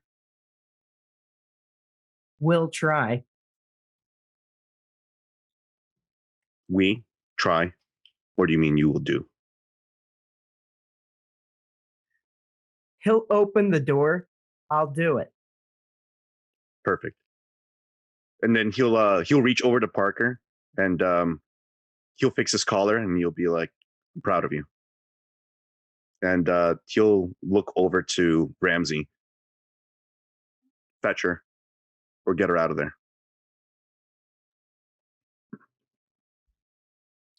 Then he'll look over to Warren. "You stay in the car. We'll be back when the family is ready. Lock the doors and don't come out until we tell you to." And he'll step out as well, and he'll follow after Parker. Warren, I don't know how you did it. I'll recline my seat. I was going to say, I'll recline my seat. All right. Your ductus Tom is just walking down the strip mall, i.e., at this point, Granola, you're going to find yourself, or Tom will find himself, standing alone in front of the main entrance to this Borders. There's nothing. There's lights on, but they look like they're half closed or a skeleton crew. You can see inside there's marked down objects of a department store variety. We've been in one. Everyone knows what these look like. Heavy electronics, TVs on the wall, but this is missing a few TVs taken down because they were bought or they shipped them out already to other merchants or whatever. And it quickly gets your eye that you do see it. What you're facing, Brenold, what Tom's facing, it's almost like a crisis moment. It's because who you are and what you are, it's not that you forgot it, it's that you're fighting an immediate lashback for it the only way you know how. And that walk served for you to contain it, to kind of pack it in, but your willpower is now impaired. What that means is your confidence for the rest of tonight, you're down 2 dice to do anything. Because of it, it's just not there that you're not going to do it. That humility was scathing. And it's props to you for not asking to frenzy or what have you. But at the same time, if you could think of something that you want to do in scene to try to help Tom get out of it, and I would recommend path related, that's up to you. I.e., part of this game is players get to tell a story too, not just me describing the scene the whole time. Knowing you're at a strip mall, knowing what path you're walking and following, knowing the ethics you follow, is there a way that Tom can do something to verify to himself? Short of, you don't exactly have your touchstones here to dwell in that comfort of who you were. So you're now seeking a different way to sort of verify how you view the world. And I'll give you time to decide on that as we go through this. For Warren, I'm actually going to give you one of your sustained willpower. I'm going to heal one of your sustained willpower. I'm going to give it back to you. This is because you did a very human thing. Humans are shitty people, especially adults. If a boss gives us some sort of shitty order or comment or tries to humiliate us, we'll take it at the moment, right? We don't got a choice. But the very next chance we get to open a snippy comment at the right time, which is exactly what this was, it's interesting that some people can dish it up and can't take it. And you prove that. And you now get to kind of glorify in it, right? Even the Sarah gave you the out to sit in the car and enjoy it. And you're like, I don't even have to deal with the mess. All right. But they do. Are you going to do anything in there, Warren? I.e., give you something to do this scene? Like, are you planning on working on a project, do something? I have an idea. I am going to pull out my phone and start a light rant about how police in America do not take enough time to help those who are mentally ill. I'm not going to mention a location or a person. I'm going to just frame it like I was reading some article or whatever. I'm going to bullshit my Twitter feed as my mask because I have a feeling about how this might play out. And I'm trying to look prescient. Okay. What's your technology rating? It's a 2. It's not stellar. It is stellar, right? Oh, okay. Okay. Scales 1 through 5. Right. Not having it at all is most people. You know what a smartphone is, you know how to use it, but you're not going to know the ins and outs, what a lithium battery is versus a nickel cadmium. That's beyond you. You don't care about that. Having a dotted technology, you're well aware of that and more. 2, you practice it, right? You're a techie. You could preach this to someone, right? A 3, you could teach classes on it, right? That sort of mentality. But yeah, you absolutely can do it. And why I asked is because, and I am that type of ST, your character's smart enough to know how to mask his location. Every smartphone wants to know your location now. So where Kane wants to jump on and do his Twitter feed comment and rant, you don't want it to mark the location being Petco in Naperville, right? Where you necessarily dip it on police chase day. So, but you're good. You're good with that. Back at the ranch, entering first sounded like it was Parker. What's our plan of attack, Mr. Parker? Now, to set the scene, there are 4 cops who are outside, and these cops are. I want to describe a level of anxiety. I told you what Naperville is probably typically used to. It's not that they're not used to, they can't handle a speed chase or whatever, but even they don't know why it's at a Petco.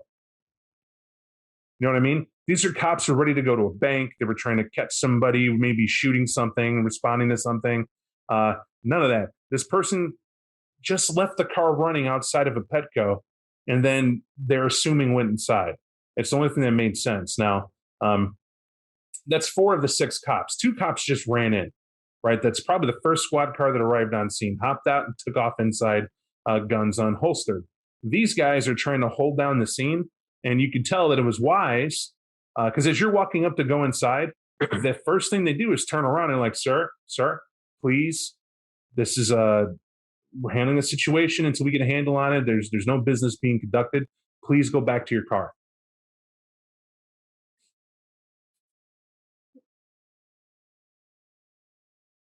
I'm going to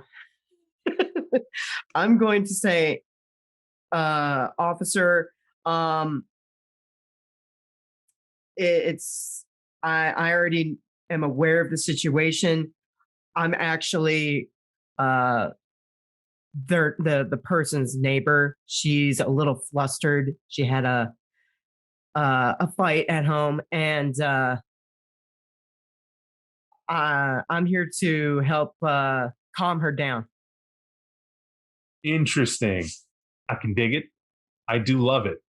I'm going to point out a problem, though, Mr. Parker. Yeah. Michelli is far more witty than Parker is. Yeah, he is. I'm going to point it down, right? However, Sure. that's only justifying why I'm going to ding you a little bit here, because I have to, right? It's on the fly. It's a brilliant pitch. It's a great thing. You don't possess the presence to sing this home at all. So we are literally rolling our manipulation, and that's it. Just Your guy's not the guy to pitch one of these across the bow, right? No. It's not only that. We'll leave it at that. Roll your manipulation and hope we do well, sir. Right. Now, that isn't a success, and I'm going to give you an option. Okay. You can succeed at a cost, willing to let that happen, or we can let it be what it is. You can blow a willpower, roll up to 2 more dice to see if you can get those. Let's succeed at a cost. I like that. You give the cops what they want, right? They want a reason that makes sense why she's doing it. They want to get a gauge of how dangerous this person is and what's going on. But you mentioned a couple things. Brilliantly, not that Parker knew because it's a stroke of luck, you say something that helps the misogynist in this cop really go, oh, it's a chick and she's upset. Okay, we got a female. Dispatch, we got a female who may be off her meds. Bad situation. I got a neighbor on hand that says there. Can you confirm the neighbor? What's your name, sir? I hand him my mask. I got to remember what that was. Leo Fitz. You give him Leo Fitz. You turn over your ID because that's the very next step, and you start doing that. However, I want people walking up, i.e., the surrogate, the scout. When he hands over his ID, it's in your head, surrogate. Why? You're a serial professional, right? When it comes to this, you know the human mind very well. You're a serial killer. What he just did was handed over something the cops are going to chew on. And modern cops today aren't just going to check his name. They're going to verify the address that's on there. They're going to verify that he is who he says he is and lives where he says he is, because they got to serve and protect everyone. That includes the person breaking the law. Now, you heard him give a very good story. That was very good. If he could sell it better. It didn't come out like Michelli said it. How Parker said it was, hey, I'm her neighbor, and there was a fight, and I followed her here, and and you'll even hear the other cops. So he broke the law too, speeding behind when he shouldn't have been. And his buddy would be like, "Come on, man, let's just maybe he knows about her, blah blah blah." And they continue on. You can hear them talking about this. Currently, Parker's standing there like, "Yeah." What are you doing, surrogate, as you're approaching? He's going to walk up and he's going to look over to the cops a moment, just raise a finger. He'll have a deadpan look on his eye for a moment. He'll take a look over at Parker and he'll be like, "Come here a second." Cop will hold up his hand as you're about to leave, Mr. Parker, and because surrogate, you walked up and did something. Yeah. Right? You know what the police hate above anything else? Ironically, authority. They are the sole authority, right? You ever notice that? When the police are around, badges are out, they're handling a scene, you do not walk up and dismiss them. You do not try to take someone they're talking to. And you can see that before it becomes a situation in the red. I'll give that to your character, right? You already did it. It's natural for you to do it because you treat everyone like they're a child, right? But that's what you did to the cop, and you see him, he gets this indignant look on his face, and he's about to start up as Parker's about to step away. Are you going to correct anything, or are you just going to leave it as is? He'll raise his hands in surrender, and he'll actually talk to the cop instead. He'll be like, "Hey, I'm sorry about that. I just needed to talk to." Did I hear him identify himself as Leo? Yes. Okay. He's like, "I just needed to talk to Leo. I'm actually here to help. I'm actually here to help out our neighbor. I mean, she's in a bad way, but if you could actually provide us some time, it would be perfect. We'll bring her out. We'll bring her right out to you. She's unarmed. She's just off her meds." Are we doing anything with it? Or are we trying raw natural talent to hopefully appeal to the better nature of a cop? I'm gonna try to appeal to the better nature of the cop here. Fair enough.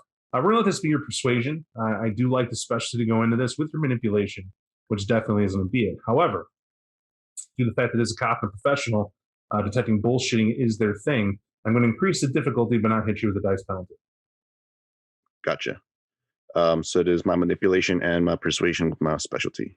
You got it. So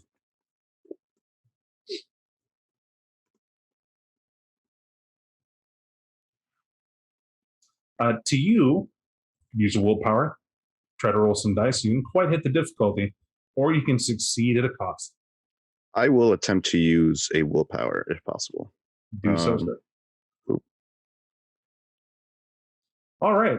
You'll see the cop weigh the pros and cons, and I like to explain whether reroll is necessary, right? I don't like to just leave it a mechanic. In my opinion, it's this guy almost not believing your story, right?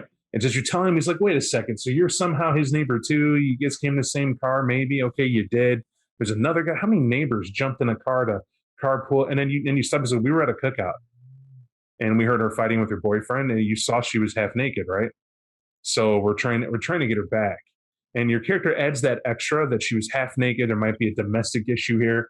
And you see the cop like, oh shit, okay, all right. Here's the deal. You know her.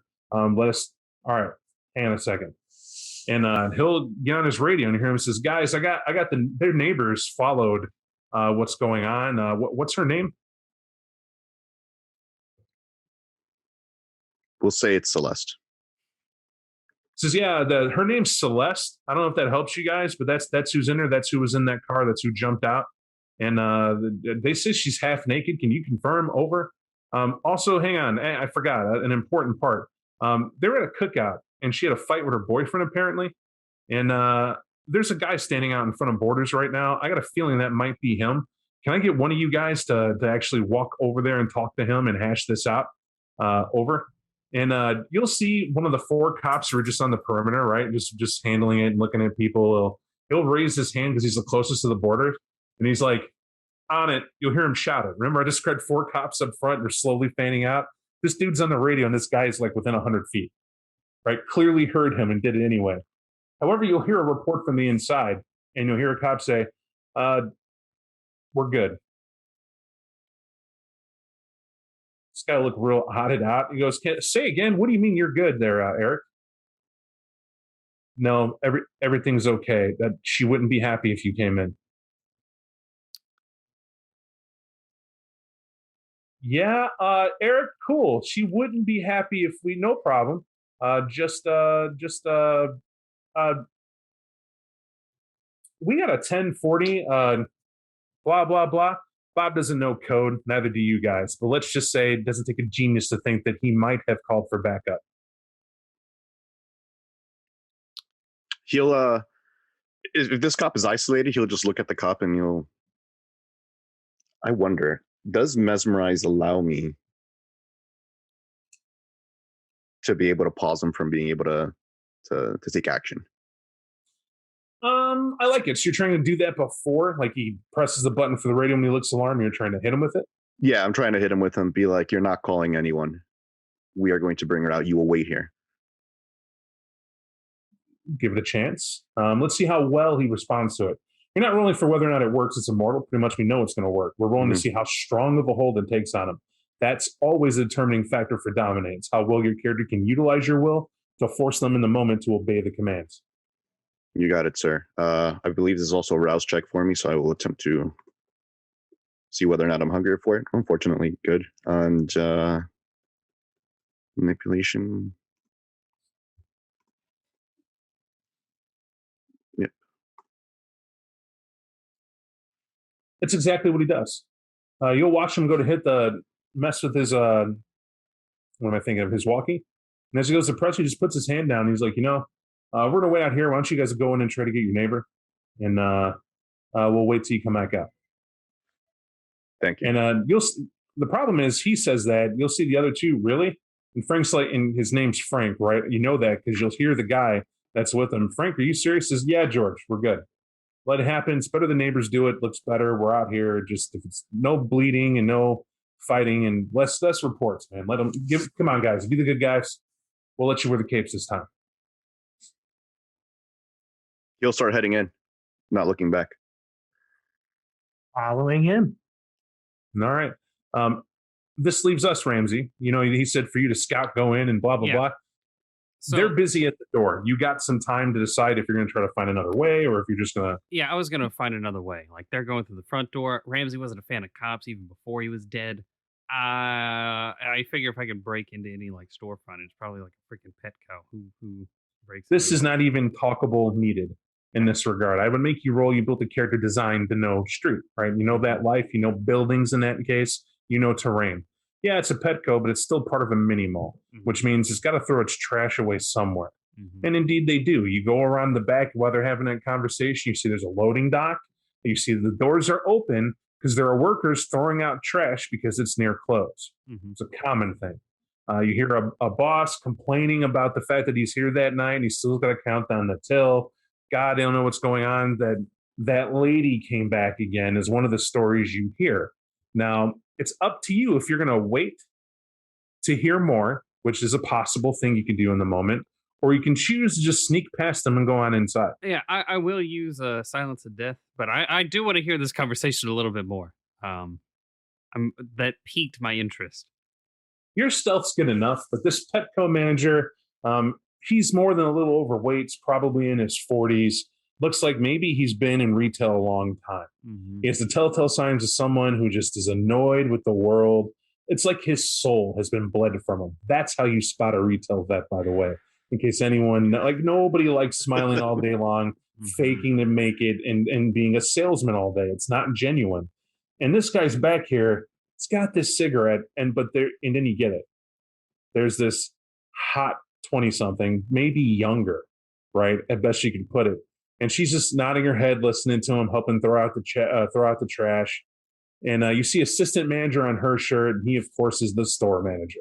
And she's like, yeah, but that Celeste is really nice though. Like she comes in and she really knows her animals, and they love her. And like remember what she did with the spiders? Like we couldn't figure out what was going on. She knew that one wasn't a male, right? It was a female tarantula, and it was pregnant. And we didn't have the right stuff set up in its environment to help it. And you hear the store manager, I still didn't find the inventory on us ever getting a tarantula in store. You know that, right? Same thing with the reptiles. Like I had to add to first off, you don't understand stocking yet, but one night we got to get you to do this and go through it. But you can't just add inventory to a corporate store, right? That's done elsewhere and shipped to us. And we had to somehow add some rare reptiles, snakes, I might add, some poisonous, which is illegal. And somehow we had access to these. And we had to figure out how to add it in. And let's not talk why I haven't heard anything about a legal team coming down on us like the wrath of God for it. Every time she comes in here, it's you guys pitch in to pay for her food. Like, number one, what's up with that? Last I checked, you get paid not what I get paid, and I got bills, and this is Naperville, right? Rent on a condo alone, like for me, just me, forget about it. Starts going in this bitching rant about the food he has, and his feet hurt and everything else. She's kind of rolling her eyes, and you hear her go, "Look, I got to get back in there and get the Celeste because like she's gonna want to talk about makeup tips and whatnot." She mentioned that before, and I told her I would get her something. I actually brought her a bag for herself, so I don't really have time to hear all this tonight. Okay. And he's like, "Excuse me? Who?" "Yeah. Go ahead and do that. I'll just finish this cigarette out here." As you have that, it seems to end their conversation. Yeah, that is a good conversation ender. I am tempted. I will deal with him later. I'll sneak in. I'll go in. Not hard to sneak in. It's the back of a department store, so going in the back, it's not as much attention to make it look as good as the floor, right? Right. First thing that hits you is the different animal scents, and of course the animal waste, right? They keep some dogs overnight grooming and whatever, or maybe there's a dog sitting program. You're not really certain. You do see that there's a bunch of kennel cages, right? But they're really done well. Humanitarian in you is so happy about it, right? The harmless in you smiles. There's dogs here ready for pickup. There's a couple cats, blah, blah, blah. And you're making your way past that. Stacked dog food, pallets, everything, relatively clean. But as you start walking toward the front of the store, a couple images hit you. First and foremost, as I will pull this up, Do-do-do.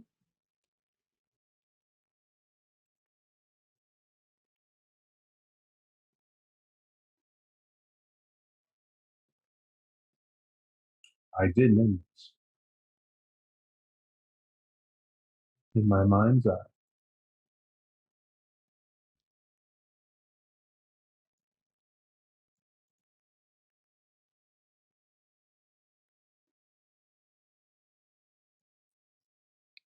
You'll see this woman in the back, and she's currently getting a whole bunch of toys for, well, birds, as the picture implies. There's a display she's working on, and she's trying to add more to it. Very happy lady. And then you'll look at it again, and you'll know that, well, you can't assume, right? And that's the whole idea. And you want to say something about it. It's just not about the fact whether or not it's male, female, or how she identifies, but you want to say something about the empty display she's building it. And it's like she doesn't recognize the fact that maybe someone ran in and cops mounted the store.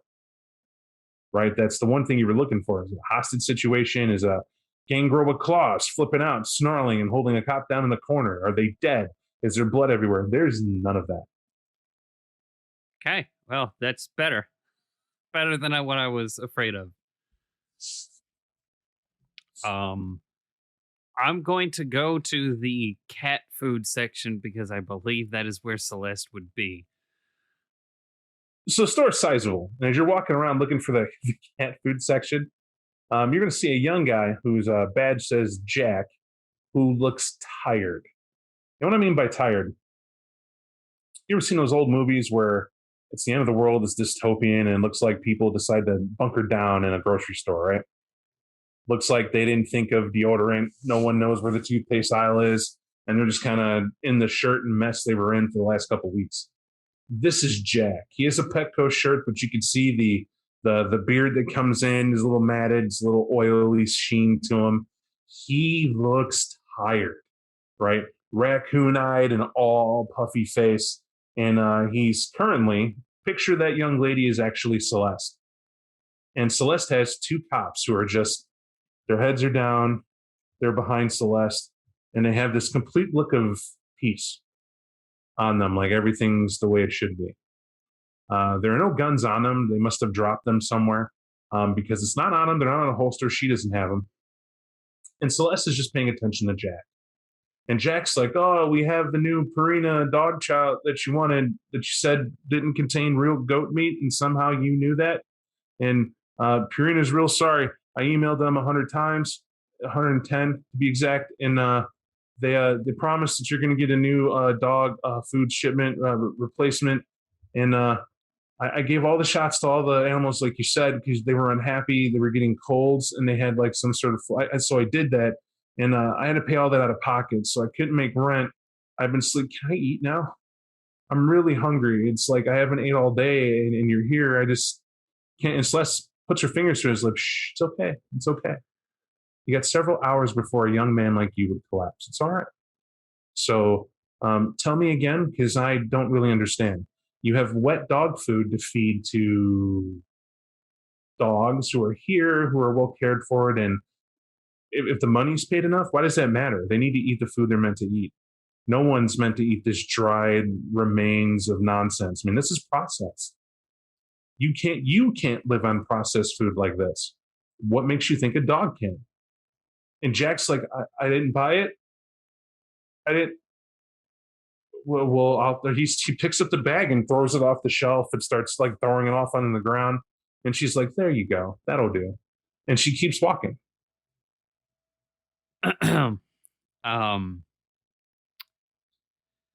Celeste, I get the idea this is normal. Do you always have a police response with this? So Celeste doesn't even respond to you. Like, she doesn't stop because you say ahem, right? You do that and clear your throat, and it's just you standing there. She's walking off. And it makes sense. She's got Jack clearing the shelves, throwing food on the ground. She's got two cops following her. And you'll notice something. You'll see if she's walking forward, minding her P's and Q's, whatever. She's not paying attention to you because she's hearing the birds that are chirping above.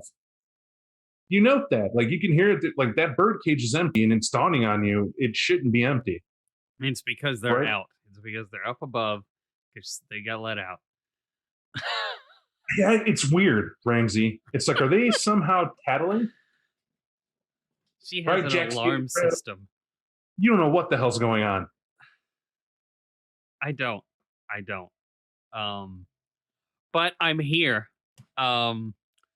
So do you want the Purina wet cat food? Do you want the Iams? I heard the Iams is pretty good. When you start grabbing food to help out, Jack pays attention. He's like, thank God. I will pat him on the back. He's fine. He's putting in some work. He's probably going to get a promotion because I don't like the manager, but I'm going to come back like tomorrow and deal with that. So yeah, I'm just going to take a cart and just start tossing in wet cat food. All right, so you're getting her cat food you heard her say she needed, right? Yeah, that's what she said, unless she lied, in which case that's a jerk move, but whatever. You're pretty certain she didn't lie and was dead serious about it. Yeah. So you do something that's very natural, right? You are no sloucher on animals either. You are not what she is, apparently. Not at all. But you'll go to a section nearby. It's called Wellness Section. And I'm sorry, the what I put in there, Natural Eats and Treats, right? Nice little section in the back for all sorts of things animals could eat that is natural to do it. But you'll notice something. This is the most expensive food, right, that they have up there. And I'm not going to give you an inside roll because your character's going to know. Celeste is pissed that to take care of animals, to give them proper nutrition, it's more expensive for some reason. And she doesn't understand it. Like the cheap food that'll give them all sorts of internal issues she's pissed off about. And it'll dawn on you. She's making a little eco-terrorist crusade right here in fucking Petco in Naperville. Yeah, I'm about to join her a little bit. When she's confused by that, I will tell her like it's because the more healthier stuff, right? All the pet owners want that, the people that care about their owners, so they'll throw out the extra money for it, right? I was talking to Warren about it on our drive down to Napersville the other day. He's more up on this than I am, but she'll turn. So you care about the animals too? Of course I do. So what do you think about vegans?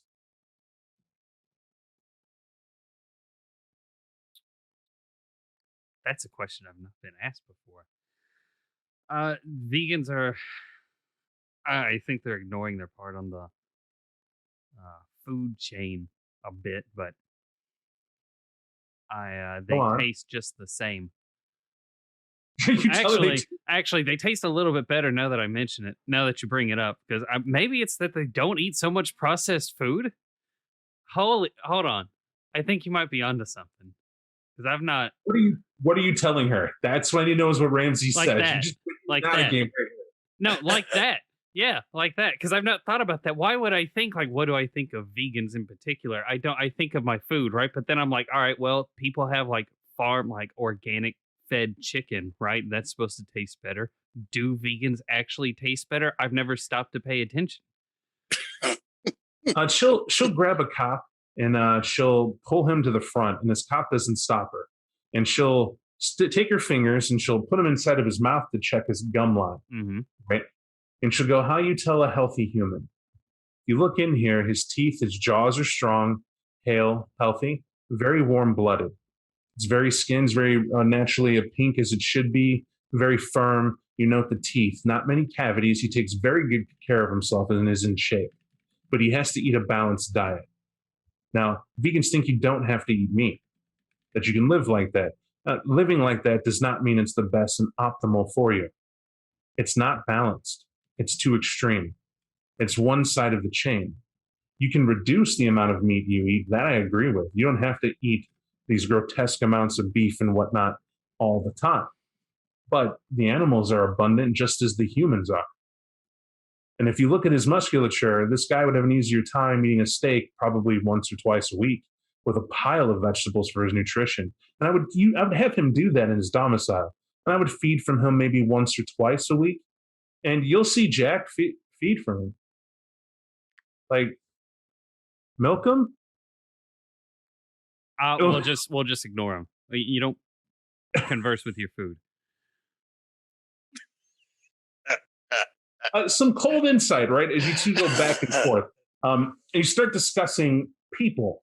What I want you to do, though, is give me an insight. Mm-hmm. And it's a very important role, I think, in this game. Okay. Plus wits. Oh boy.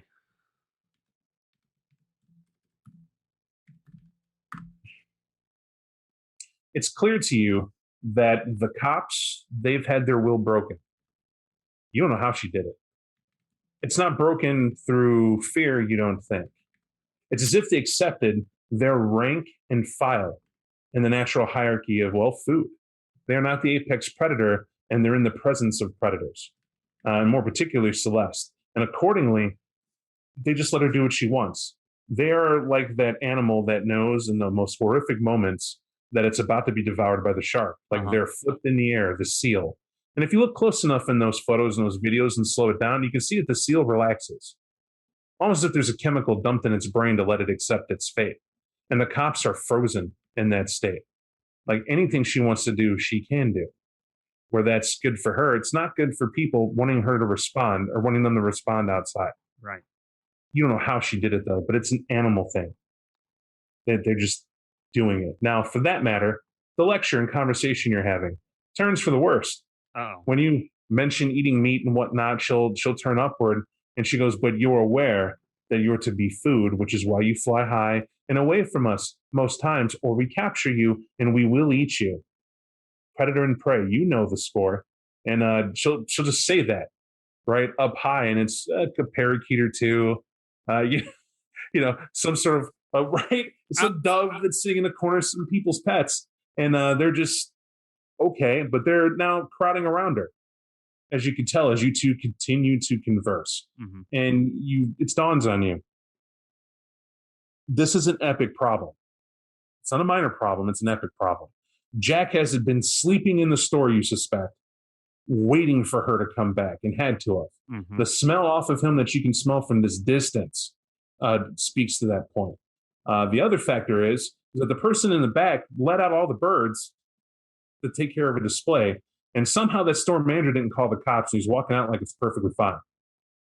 Young lady two's coming in to give her makeup tips. What is going on? Yeah. There's well, this place is kind of out of balance in a way, right? Celeste, I see you're building something here. You're making changes here. You're bringing a balance here, but in that process, some other things are out of balance. And I'll point at Jack. You pointed out something that you are right on. He's got a couple more hours till he drops. He's also not supposed to live here. He's also not supposed to be like that is. Otherwise, he can't do his job here. And when I say job, I don't mean what they pay him that fiat currency to do. I mean taking care of the animals here proper. I didn't know this is what you were doing, and I wish I had. Otherwise, I would have joined you and tried to help earlier, because this is important. This is a change. She'll put her now clawed hand over your face. Okay. And not like talk to the hand, but she puts it over your face to force you down to a knee. All right. You comply. No, I don't, because this is a predators have to figure out where they are on the food chain. She might be higher than me, but we got to figure it out. Might be. Do I already know without a doubt? No, I'm just allowing storyteller. I'm okay. Let me ask you, has your character been a veteran in Montreal in several wars and was made in 1994? No, because she is with Santo Domingo. Thank you for answering that question. All right, I'm sorry. Did I not describe to you also that she's farther on Path of Harmony than you? You did, Neil. I'm just giving you the option. You can have a fight right now. Hey, Brennan, seriously. I know. On a serious note. Yeah. On a serious note, I had forgotten that I knew she was already on the path. I had forgotten that I already knew she was farther along. That, yes, I would take a knee. Okay. When you take a knee, there's something that you'll realize. She just makes an assumption about you. And it's not what you think. It's not like you're not part of the predatory hierarchy. It's the fact you're flapping your mouth quite a bit and mentioning her in it, and she's not even listening to that. You're watching someone who this isn't for her to worry about. The cops can't stop her. None of the animals are going to stop her. And she cares more about them in here as if this is her kingdom. This is part of what she does. And you, on your knee, she pulls you to her stomach, right, really right by where her womb is, and just keeps your head there with her other hand as she continues looking around. And Jack is continuing to dump food, remove stuff as he's stuck in hell. As for the moment, she's continuing her conversation with the birds. And it's one-sided, naturally. You're a little deaf to how that conversation might turn out. But apparently they're offended by the vegan comment. You know that was the root of it. So there's that oddly for the moment. Back at the ranch, Sergey, you've been in here, and I'm not going to lie to you. You have observed a lot of that. The other info you're going to get, though, there are about another 8 employees in the store. Most of them are hiding. They ducked down low, like maybe they were told to when the cops came in. Right? Duck, don't move, stay out of harm's way, get out of here when you can. And they're too afraid to move because the cops, well, you can spy 2 guns that are just lying on the ground in the middle of the aisle. You don't know why that would have happened past the entrance, but it did. Parker, you could see this too. The other effect is that there's 3 employees that are here who are just, they're taking kitty litter, which you assume is decent quality, and you're watching them parse through with their hands. You don't know why, like to see how it feels maybe, and making a judge of whether or not this is going to make it to the cart, as they're bringing more of it over to the register to be scanned and paid for. But they're clearly going to pay for it in one batch. One already hands over a credit card, and the other person's pulling out cash as you're watching this weird display go on. It's up to you both. Your characters, well, Parker, you're brilliant enough, and Sergey, you know people well enough to get there's an ecosystem here. This isn't a random pick that she said, I'm suddenly got to go on a whim to a Petco. But from the house and the way it was set up and all the animals that are there to the food and feed that were required to take care of them, you don't know how many times she's come out here, but it's enough to where these people react accordingly to her being here. But this might be the first time she drew the cops' attention. You're not really sure. It's at this point we got to figure out how we're going to resolve this, gentlemen.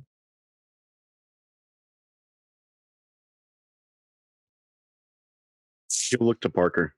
What do you think?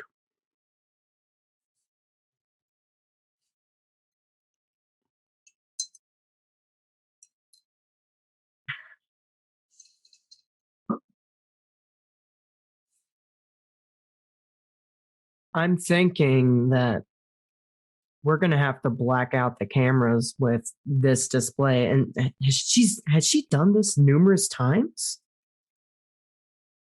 It seems like it. It's either that or something bigger is happening here. And I understand something outside of what I could understand is happening, but the main thing is we have to get rid of the cops. Yeah.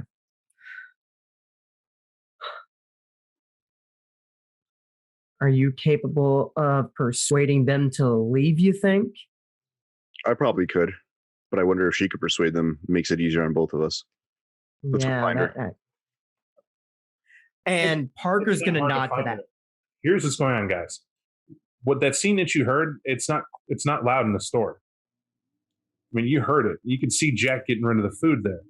You weren't right next to her, thank God, right? There's about a couple aisles down, let's say about 5. And they're at a mid-aisle portion going through what they got to go through.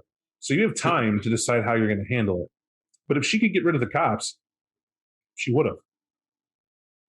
Well, we'll just be right about that, right? I mean, who wouldn't have?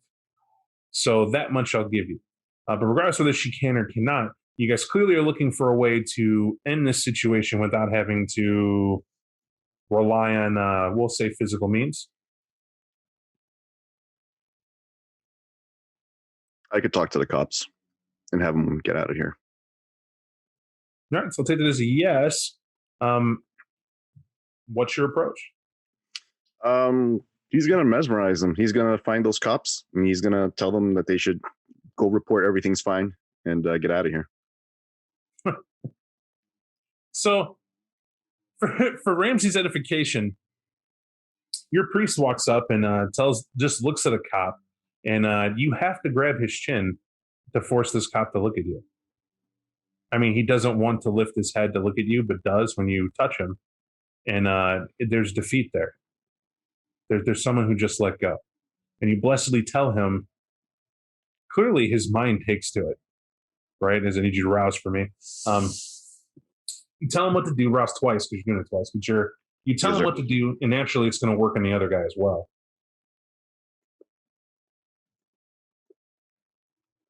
And they begin heading out. They don't sprint though.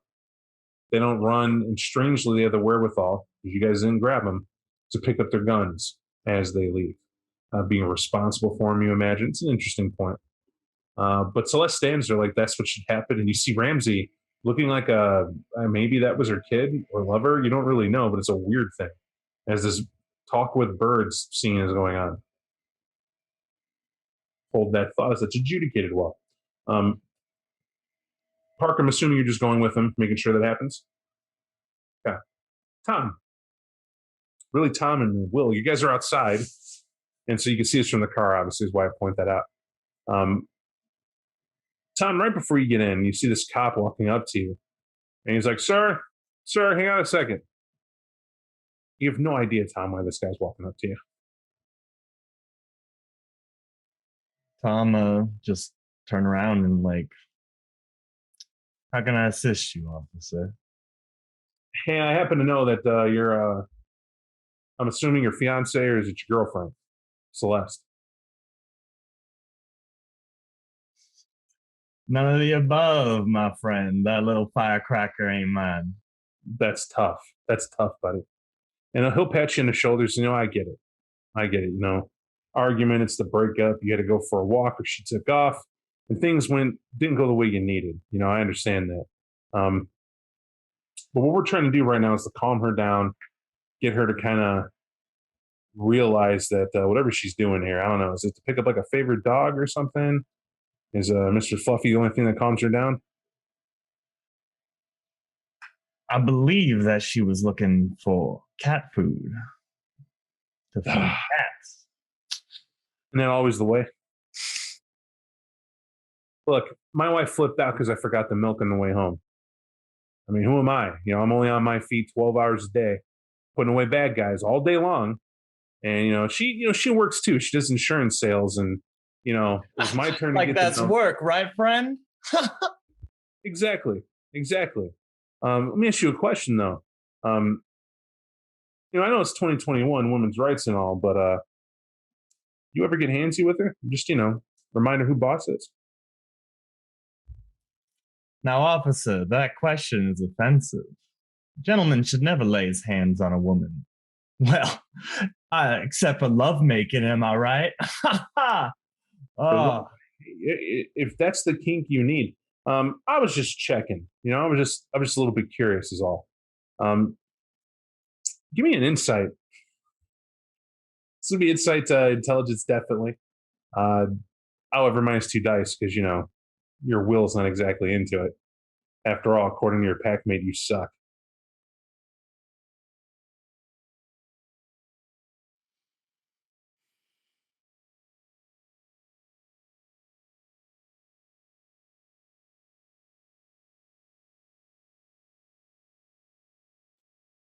There's something wrong.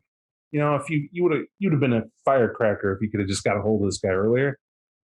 But it's the way he approached it. It's like he wanted to. It's like he was talking to you, and it was like a kindred spirit. And then he backed off when you said it's what gentlemen do. And ha ha ha. And he's like, yeah, you're right. It's how he said it.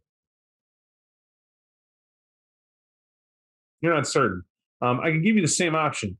He can succeed at a cost, or you can try to get that one more success with a willpower.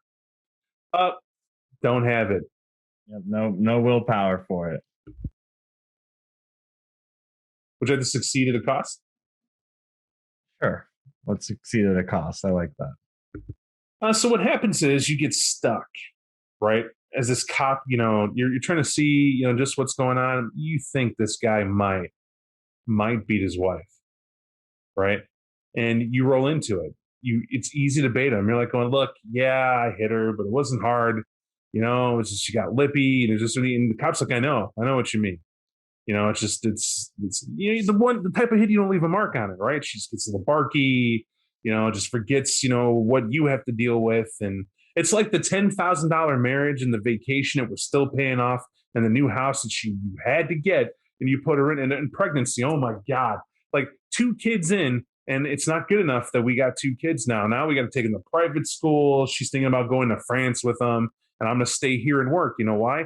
Honey, I'm employed in Naperville. Am I right? Like, they're not just going to just transport me to France and lay promote me, right? It's just not going to go on. And you're stuck here is what succeeding at a cost is. You can't find a way out of this discussion, right? You found a guy who was waiting to vent, right? He was waiting to just bare his soul. It's like you're at that party, right? Where you don't really know everybody, but you came with a friend and you start hearing this talk about furries. It's not your thing. You're not wanting to judge, but someone goes, hey, what's your favorite type of furry animal? And you're like, oh, I think rabbits are cute. And 1 or 2 people in a room, you like rabbits, huh?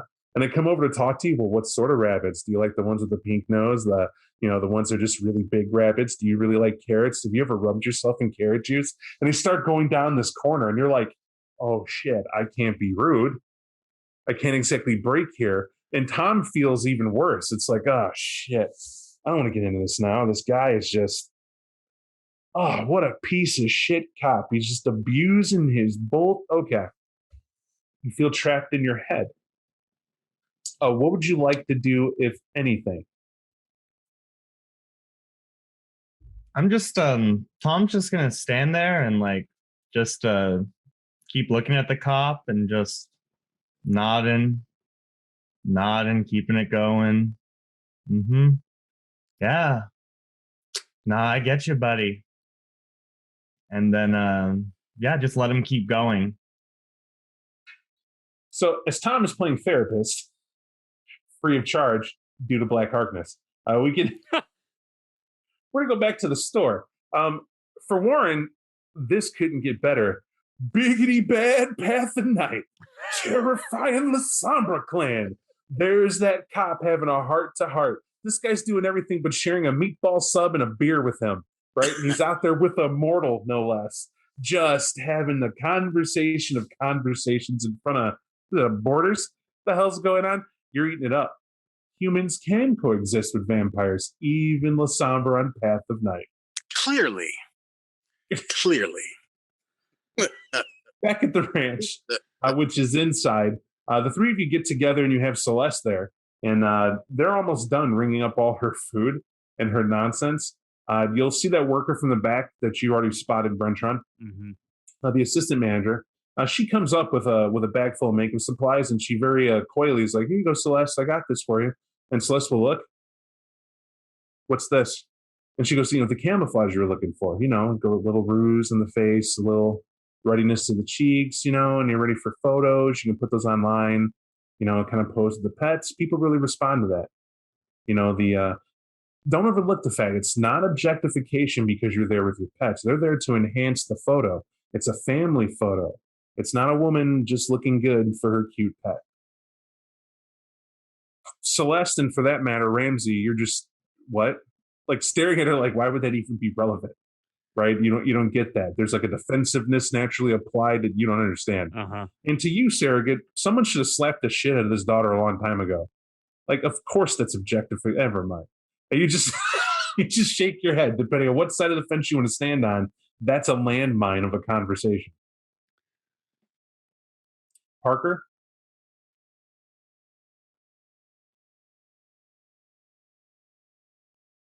Surrogate on this end is just going to take a look at Ramsey. He's like, we're done here. Almost. I think they need the last bag of wet food. That's not what we were meant to do. Bringing her back? Yeah, that's an obstacle on the way, apparently. Is this the first time she's done this? Not at all. So what are we doing here then? The cops are gone. Celeste will look at you, Surrogate. I'm right here. And I suggest you could use to addressing me right here. It'll dawn on him that she's there for a moment. Almost like, oh yeah. And he's like, sorry about that. Miguel is looking for you. She'll narrow her eyes for a moment as if deciding what to do with you. I can't be more clear than that. There is a tense moment, Ramsey. You can feel her tense up and then changes her mind or simply gets distracted. as she walks over, because you'll hear the guy up front. He's like, "It's done. It's Jack. He's managed to clear out the most of the shelf, and he's dumped the evil, bad, dry process nonsense on the floor. And it is a pile of dry food open up. You've seen these bags, right? The big 5-pound bag of nonsense, and they just sell it by the boatload. And it's got about a pallet's worth of it out on the ground because that's what's off the shelf. And he's like, "Okay." And she walks over. "All right, now pay for it." And she'll tell Jack, like, "All right, so go ahead to the counter." He'll grab one empty bag to ring it up probably 40 freaking times, and gets in line as there's a bunch of other stuff being bought, apparently on her behalf, but none of it by her. But she's going over to receive her goods, or at least to supervise what she's getting.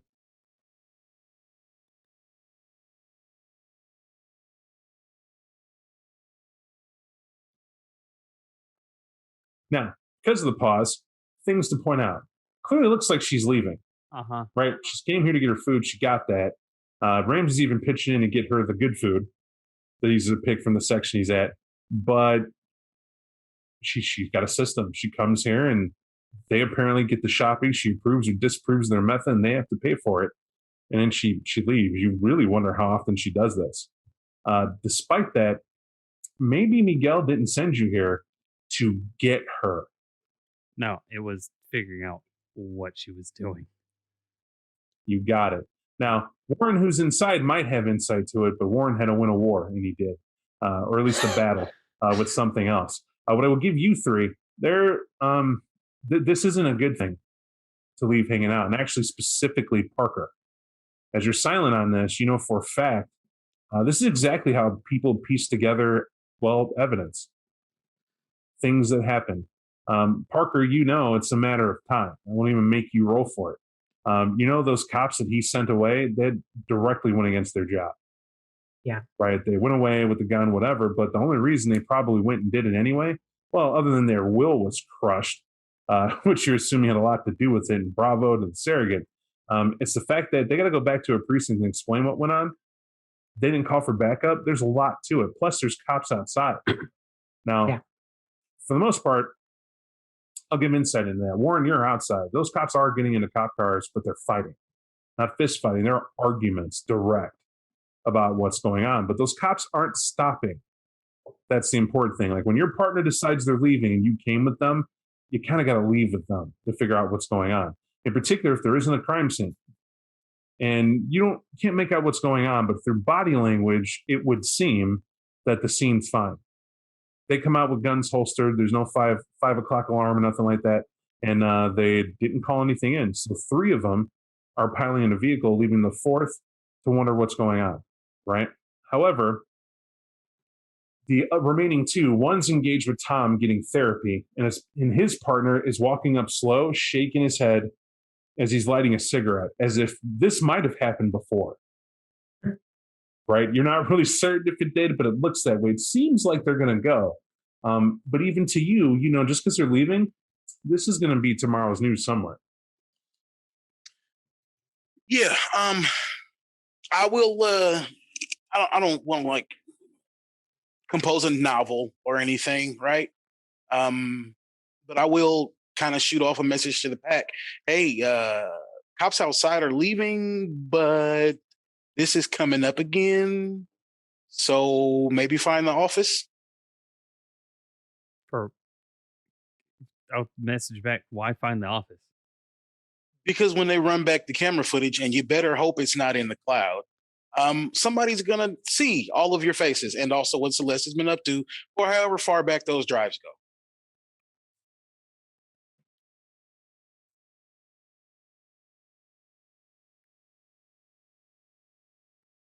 If this was sent to the group? Yeah. Oh. He'll Gonna just put in a thumbs up emoji. You'll look over to Parker. Can you take care of that? Parker, He's gonna nod. I'll point at the overweight manager. He'll point out a guy who has made his way in the middle of everybody doing everything up to the split level office. Sits above the sales floor. You can see everything that's going on down there. And where you can see the lights on that he's up there, you do recall seeing him walking around the store, and you know what he's talking about.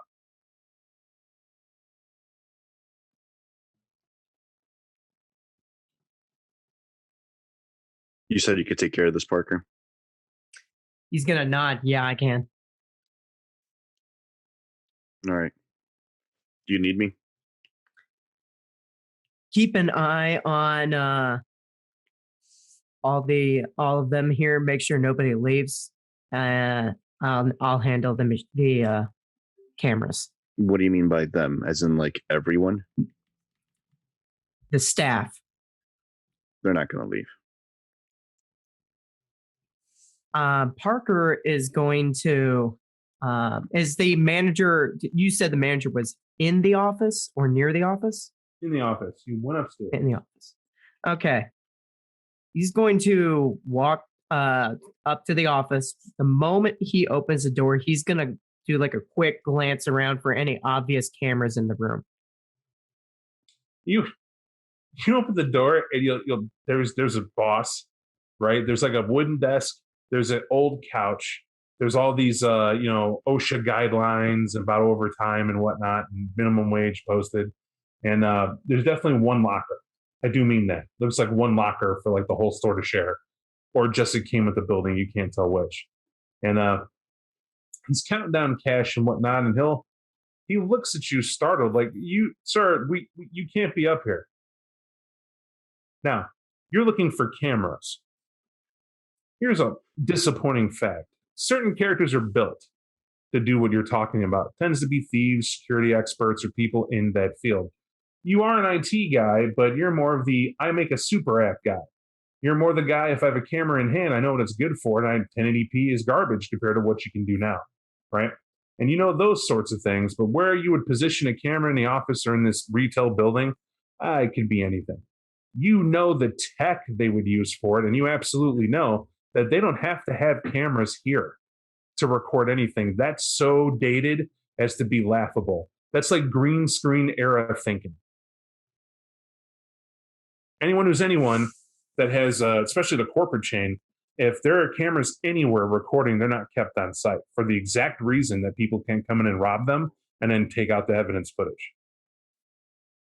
And thank you, Cloud, for that matter. Right.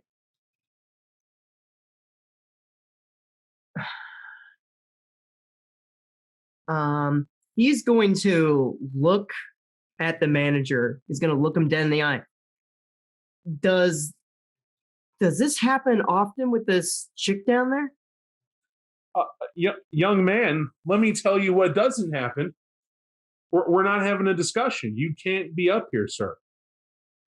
Now, if you go down below, I'm positive Amanda, assistant manager on the floor, Amanda, who's supposed to stop you from coming up here, can absolutely take care of your needs, but you can't be up here. I'm gonna have to check which one it is. I'm going to activate Shadow Cloak and intimidate him. Activate Shadow Cloak and tell me out here. Pretend you're the ST on the player. How did you get that in your head? What does that look like? It's going to warp my image, and it's going to the shadows are going to bend. It's going to look Lovecraftian, most likely. It's not what the shadow looks like. Hit me with the idea of how he would see it. Where's it coming from? What's it look like? Why would he be drawn to it? What are you doing with it specifically? I'm trying to terrify this guy. All right. I just want to help it along, right? It's just your shadow, not the end of the world. But there's two things you could do with it, right? Yes. There's shadows in this room that you can play with, but also you can pull this shadow from nowhere, right? From a part of you directly, right? Yes. Which is more intimidating? That you're playing with shadow puppets that he's not looking at?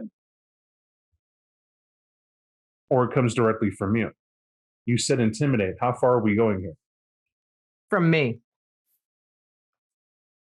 So what part does it come from? Is it from the inside of your shirt? Does it roll in from your change pocket? Where from? We'll say from my shirt. So it's not like it vomits forth, right? Or that it Right. goes dimensional. It's that he watches the shadow elongate a bit and become a part of your shirt, an extra shadow. You watch his eyes as he darts to your shadow, which might look different. You're not really certain, but he blinks twice like he didn't notice it before, and a look of disbelief's on his face. When he looks at the other shadow, though, the one you just brought out, and you're staring at him, unblinking, he begins to weep. However, he does perform the sign of the cross. Parker, I need you to give me a resolve composure roll for a reason here, but you built the character. I'm just saying.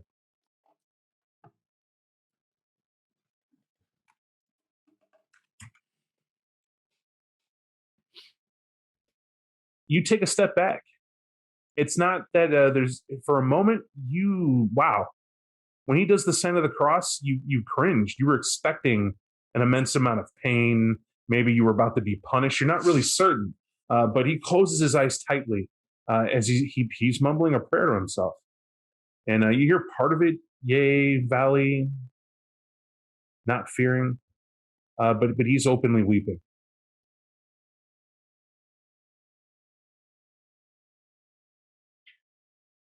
Now,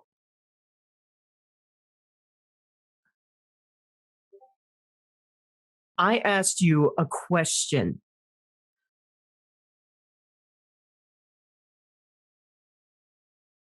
Okay, I'm going to step out of character moment and try and just convey what I'm trying to Please get do. along. All right, so I'm trying to get this guy to, first off, tell me how often this is happening. How is he handling? Because the corporate's going to be flagging this store multiple times. I want to know how he is covering up corporate being up their rear. And I want to find out how he is covering up the visual evidence, because I don't think this is the first time that she's ripped open a bunch of bags of cat dog food. So to help you, Michelli, there's no way your character could know that. Could even know to ask that. Not that information, but a way to get that info out of this guy. That's a whole process, right? Yeah. And I want you to understand is your character is an IT, better said, he's a nerd. Yeah. Crap ton of how to make a device sing for him. But the human body personage will always be away from him, at least at this time. He just doesn't have enough to deal with them. This guy's not crying. This guy's not receptive to having even obey anything save for the barest minimum to save his soul, by all accounts of what it looks like. And it makes you uncomfortable. You don't know why he's doing that, right? I want you to imagine that once upon a time, your character was the one picked on, that would be in his shoes crying to save his life, and some tyrannical bully or whoever was robbing you or picking on you would sit over you, giving you simple commands and getting off on it, right? On the power high, they can make you do things. However, with the table reversed and you're the one in it, that's why. It's too new to you. You don't really, you didn't want the poor guy to do that, but like, what good is he now? Okay. I got an alternative then. I'm just going to grab him and just move him out of the way, throw him out of the office, close the door.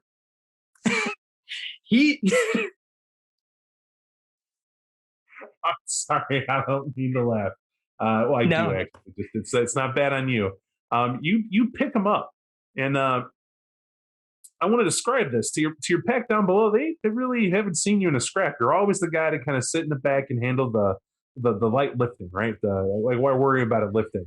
For folks up here, you don't just grab someone in a panic or otherwise. They fight back. They struggle. They're going to throw a punch. They're going to throw whatever they got to get you to break the hold to let them go, especially if they're afraid of you. They're trying to live. And what you see is this guy comes out in like a chicken wing. And for those who don't know that, it's like a military arm lock that's really simplistic. He has his arm behind this guy's back, and it's held at an awkward high angle, like he might break it. And this guy is wincing, right? He's on his tiptoe to try to off balance the fact that your buddy Parker has him by the elbow, and he tosses him out of the room. However, I need you to give me a strength brawl roll. Yep.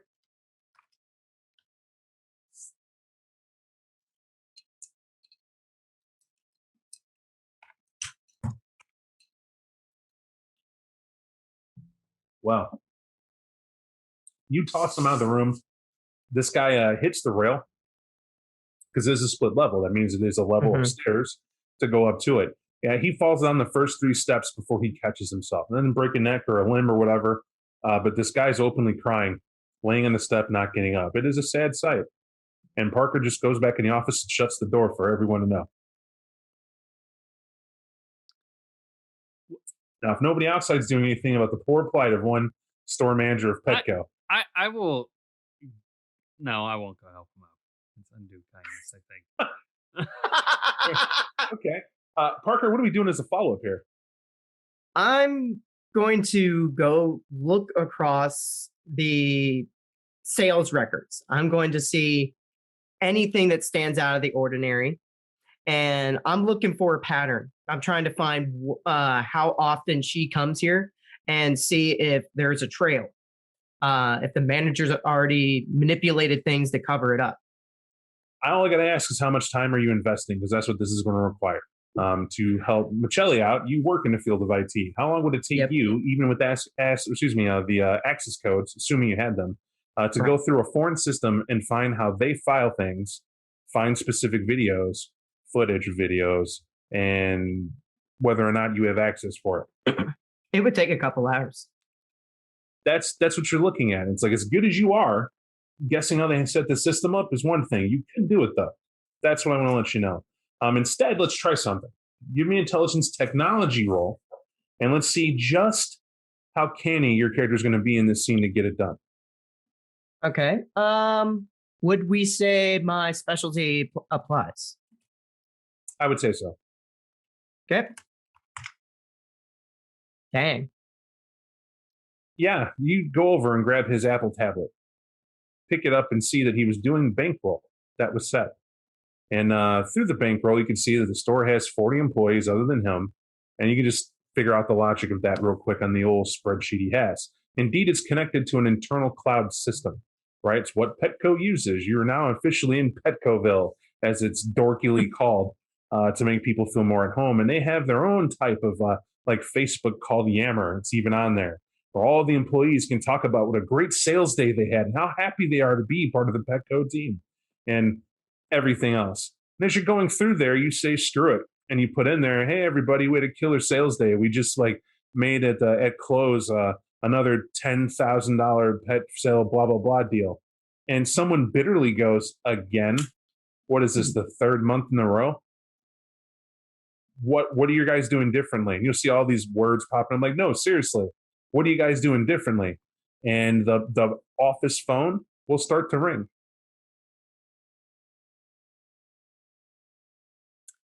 Parker's going to answer it, and he's going to say, "Thank you for calling Petco. This is Aaron. How can I help you?" Hey, Aaron. This is Dan. Dan is just tell him it's Dan. He'll know who it is. I want to know is you got Greg sitting around there right now? Greg is working on clothes at the moment. Yeah, he's working on clothes. Well, hey, tell him to take a break and go ahead and get the phone. I have an interesting idea. Since he's on there just typing away, he's not working on clothes, playing a little hooky. He's up on the Yammer, giving a talk about how great of a sales day you guys had today.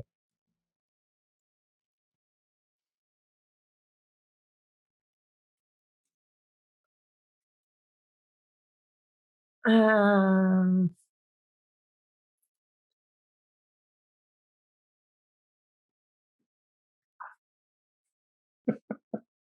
Dang. Yeah, just 1 minute. And he's just going to mute it and put it down. All right. So what are we doing beyond that? So from beyond that, we're just going to ignore that call. That call, I don't even care anymore. But we're going to info you got really quick by manipulating a social network at your fingertips. What else are you trying to do? I'm going to then see if there's any way to. So clearly, he's deciphered that they just cover it up as a sale. They've had a great sales day. Next, he's going to see if I'll help you with that. It's not a cover up. It's not a cover up at all. Right. The stuff, what happens isn't illegal. I want to Right. point this out to you. If all of you aren't getting this, what she does, other than driving to get here, none of this is illegal. These are people who are paying for the product she's walking out the door with. It's just not her paying for it. right. Now, she's milking the crap out of it. Like there's high canine abuse if you were like, I don't know, Archons. But since you're Yes. not, what can they really do but pay for the food and let her leave with her ridiculous, I don't know, feed the world motif? That's what's going on. As far as cover up, that's why they don't care. If they're balanced at the end of the night and they're coming up ahead, why would they report it as being bad? Okay. In that case, he's going to can't really do anything about the footage that I could think of off the top of my head. I think what he would do next is knowing that going through the system to deal with the footage would take much more time than he has at the moment. And he would attempt to leave himself a way into the system using admin credentials. Search for a way to get passwords. So your character will know admin credentials are impossible, right? That's not something you handle. That's something whoever set this up first, right? You know the basics of how the architecture of setting up a program is. Yes. So the original people who built it are the ones who are going to have admin credentials, period. Now they can assign people admin roles, but still those people are key and they're assigned for a reason. They all have IT and they all do what you do. Yeah. So in order for you to get their credentials, you're pretty certain this store manager isn't the guy who has them. So that would be the difficulty, is finding who that is. Now, you do have several internal emails to 3 people in the IT department that are supposed to be on call to handle whatever problems there are here. The trick would be into manipulating them into thinking, for whatever reason, you're supposed to have access to their systems, i.e., welcome to having to commit larceny in the future or in now times over the phone or with emails to do phishing schemes or something to convince them to give you the code. You know that immediately. Or getting the address of where their house so you can do to them what you just did to poor old George. I think that would be more likely what my character would do. The second option. Well, he would do that. I'm describing the impossibility of it. Yeah. Right? You write down the addresses, the email addresses, you have that. So put it on your sheet if you need it, for your downtimes. IT email for Petco, 3 people, no problem. But that's as good as it's going to get in the immediate, short of you starting a project to work on that here right now. Yeah. I think from there. Let me help you out. You came up here with a reason. We still, that reason's changing. I hear you trying to pull advantage from the situation. Sure. Yeah. But we're running into the fact of what you can do now and what's going to take time. And you're having to quickly rifle through what that is. So I want to make sure, though, that you're marching to an objective. Did you accomplish what you were initially looking to do when you came up here? No, not quite. I still have to shut things down. All right. You're looking to shut things down. Now, get that. How? Right? Are you looking to shut down power so that nothing else is further getting recorded? Are you looking to somehow flame this guy, flag him as being a corrupt account to get that shut down? Are you trying to just go through and delete some evidence of sales today? Or what does that mean, shut it down? I think first he would cut off the building from the internet. That's something he would know how to do. And even the access panels should be in the company office. Basically, he just pulls the modem. We're not playing Shadowrun, right? You're being you're getting in the weeds. It's just as simple as pulling the modem. You're trying to do something with all that. What does shutting the building off from the internet do? Right? We just described in the beginning how that camera footage is on the cloud. It's already there. It already received it, so it has those copies there. So it's getting more info through whatever cameras are there, if they're there. Your guy knows that. It's already up there. You need access codes to that, which is that IT department's the way to go. Right? In other words, that is near impossible. to do right now. There's a fail safes built for that. Yes. But to what end? What I mean by that is what's the big deal that you got to get access to the camera? No one died. You didn't even look at anybody who's been fed from. And all this is some cops look like they got, well, you don't know what it looked like, but you know what you saw. That's a fair point. I think he would mentally just collect a little bit of information on the store manager to possibly that he might need down the road, and just his job's done. Okay. Now, describing that, using IT isn't a superpower, right? It's a utility. Right. So that being the case, these are follow-up activities. Yes. If for whatever reason you really want to get access behind the firewall or to the cloud of Petco, this is doable. It's just a matter of time and grabbing the right person. And so that's what those 3 emails start you in the path of doing.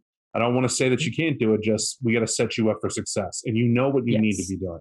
So you got that so far. Submit the rest to me and we'll work on that. But for now, they got to face facts that, yeah, you guys are on camera. Someone has that at Petco. Okay. Well, that works for me. At least them, never you. Yeah. Then he's done in the office. He's gonna walk out. All right.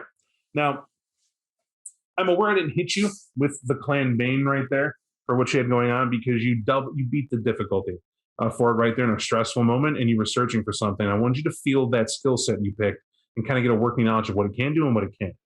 Right. That's why in the future I'll be more diligent, but be aware of it yourself.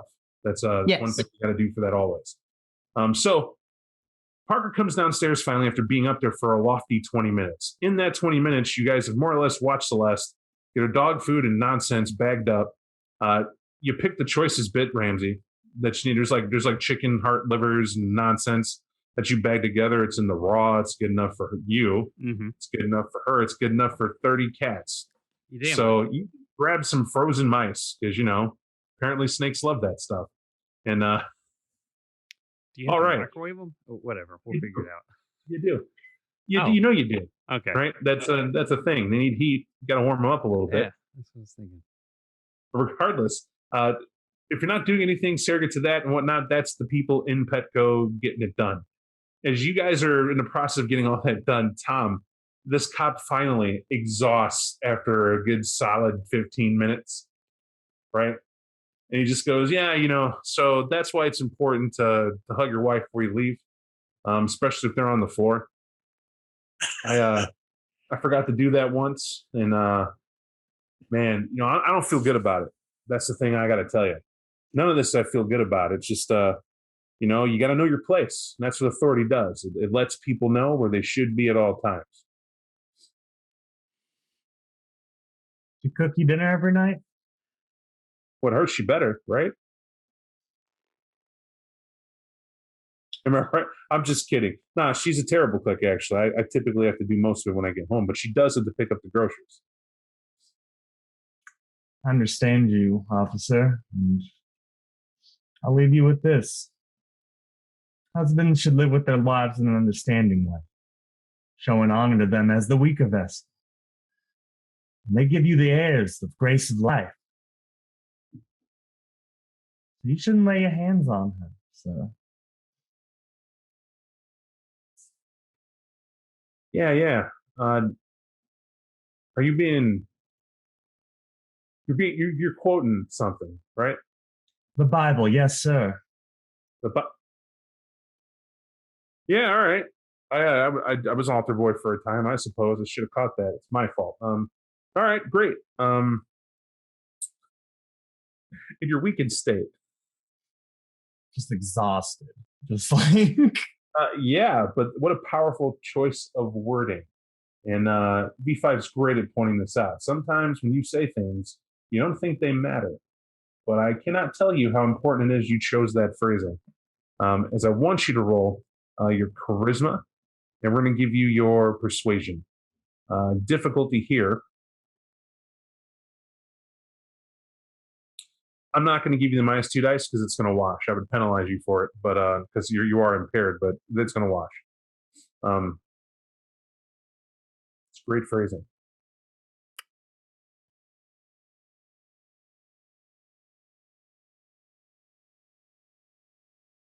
All right. This in particular is nothing you can do about it, right? Because that's what being impaired is at the moment. You tell this guy what you say, and you see him pause for a minute. He's able to laugh it off. It would be different if you had the will, the energy to really dig into this guy you haven't met. In fact, you know for a fact, Tom, you're here for people like him. And he's getting off light. That's what it is. As he pats you on the back, and you can almost taste the sin as he's walking away. And you realize something. This is the thing that Warren really did to you that he didn't want to do. He got in the way of you doing what you do. You know how long it would take you to find someone like that in that position of authority in any other circumstance, the choice ability to do it? And your character begins dancing through it. However, if Warren didn't do what he did, you wouldn't be down here for him to approach you. And this guy made assumptions you may never have known. Oh, to punish him, to not punish him. There's a lot there that's in you, and you just let it go. You find a means to let it go, to reaffirm why you're there as you begin heading back. Fellas, this all becomes wrapped up in a bow, at least this scene here at Petco, right? Mm-hmm. With the cops leaving and you guys coming out, and of course, Celeste takes the Beamer. Is someone driving her car to make sure that... Yeah, I will drive her. All right, you're the driver, and you guys, I'm assuming, are taking the other ride to head back. And what we'll do for the scene is we're going to award XP accordingly. I think, Warren, for you getting out, I'm only going to give you... I'll give you two. It was the successful social assassination of your ductus that you did right before we got into it. Wow. And you were here. It might have been more, which really couldn't participate because wisely you had to gloat. Sometimes you got to take time for that. All of you are getting one for that scene for the role play of character. I definitely think each of you did it for that end. I think Parker dug really hard to find any advantage his character could squeeze out of Petco. Hard to make a turnip bleed, but he's finding ways. Sergey played well as well, so I'm going to give everybody 2 base for that. But I'm looking for nominations. Potential 3 someone can walk away here with. I want to nom DJ because I wasn't here when he did his prelude.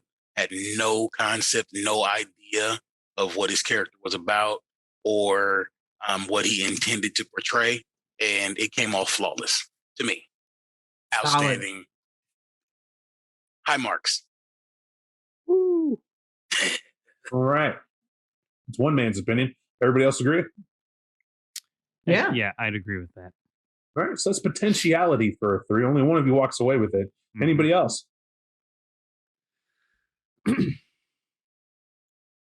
I will say Warren, and I think the character assassination was definitely strong to see where the pack dynamic came, because his character is espousing and what he believes, his own matter of existence or how he does it, especially from a person from my path watching that. There are words that are going to be shared later, but he will stand up for it. And I think that the way that Mike portrayed it stood out to me as well. I think he did well as well, but there's no double dipping. Yeah. I already awarded him for that. Okay. Well, I'm just throwing it out. Yeah, that's the only reason why I didn't say anything. Okay. Yeah, because I wanted to say something, because my man said, "Can I use presents on this?" Yeah. And I was like, all right. Everyone else will also pat Mike on the back for well done, but he doesn't get to. Yeah. No double scoop. All right. I'll bend this time. If everybody else okay. DJ, Mike, you both can get 3. For outstanding performance in-house role, which I think is a great job. I think all of you did well. This was the confirmation ending of at least one of the plots that are potential for tonight, and you guys did it. And the back XP, yes, the back XP is a pack that you're going to get. You're going to get 1 because this is handled. I don't know if you know this. There's virtually no way for this to get out of hand. Cops coming up and choosing to let somebody go and then leaving, and not a shot was fired, and nary a complaint was given. I don't know if you know this. That's called a good day. Yeah. Right. So there's a high-speed case. They have a clever story, right? They get to go back and tell the precinct. Turns out their neighbors followed this chick. She's a crazy chick. She does all this weird stuff. She's in Petco of all places, man. Yeah, but she's high-speed. Bro, we're Naperville, right? You can almost hear this conversation, right? Mm-hmm. We don't. It's a thing. We'll deal with it later. We'll issue citations, and those will get paid, right? That's the expectation. I enjoy that route went there. I think the fast thinking to throw it out there and then the push was great. I also like how your Ductus, hard in the beginning, gets checked at the door, and he could have done something. I was expecting it, right? I was expecting the violence, right? Skulking inside. I'm a path of night this borders is what I'm gonna do to get it back. I'm gonna do something. Nope. He let this confession hit him and heard the worst, which I think is portraying his path, is to sit there and let this guy tell him just how sweet it is to get at this guy at a later date. Not tonight, because, try Jesus. Don't try Warren, because he throws hands. It's a story here. So that's great. How does this further the plot? I'd like you to know that. Clearly, the navigators are adjusting, right? They don't know how to do that. And in the beginning, if you didn't get the impression, Miguel more or less said, I'm asking you, Garrett, Warren, can you find out where she goes? Because he doesn't want to impede someone he cares about their freedom. And as you saw, Warren, from the balloons to the ice cream to spending time together, there's acclamations that Celeste gets to go through with Santo Domingo that maybe weren't there before. And that's potentiality. So we note two things. One, you're going to get that goddamn 45 out of lockup because it was Billy the Kid's and it belongs to him. There's no out. Yep. Right? You know that. He's sitting around with an empty holster pointing at it for you nightly. So you know that's there if he's not pushing you for it. However, for Tom's sake, clearly your pack's on a hook to be dealing with Navigator bullshit until you get that gun. Right? But you did successfully clean up problem A. At least you know where she went. You solved the potential issue with it. But now you know there are steps I expect to see in downtime, if you're going to go that far, to shore up how maybe she could get money to order it online to get it shipped to the house and she doesn't need to go in. Might be an idea. Just saying is a thing. But this will conclude our session today. I hope everybody had a good time. I certainly had a blast. I think this is hysterical. Oh, yeah. Stellar. I got plans. Good. Same. I can see already the potential dynamics of the pack. You did. Oh, before I forget, Brenogle, you were checked, and it's not officially a stain. I'm not going to hit you with it because I think you followed what you have. I do need you to give me what would be a willpower roll.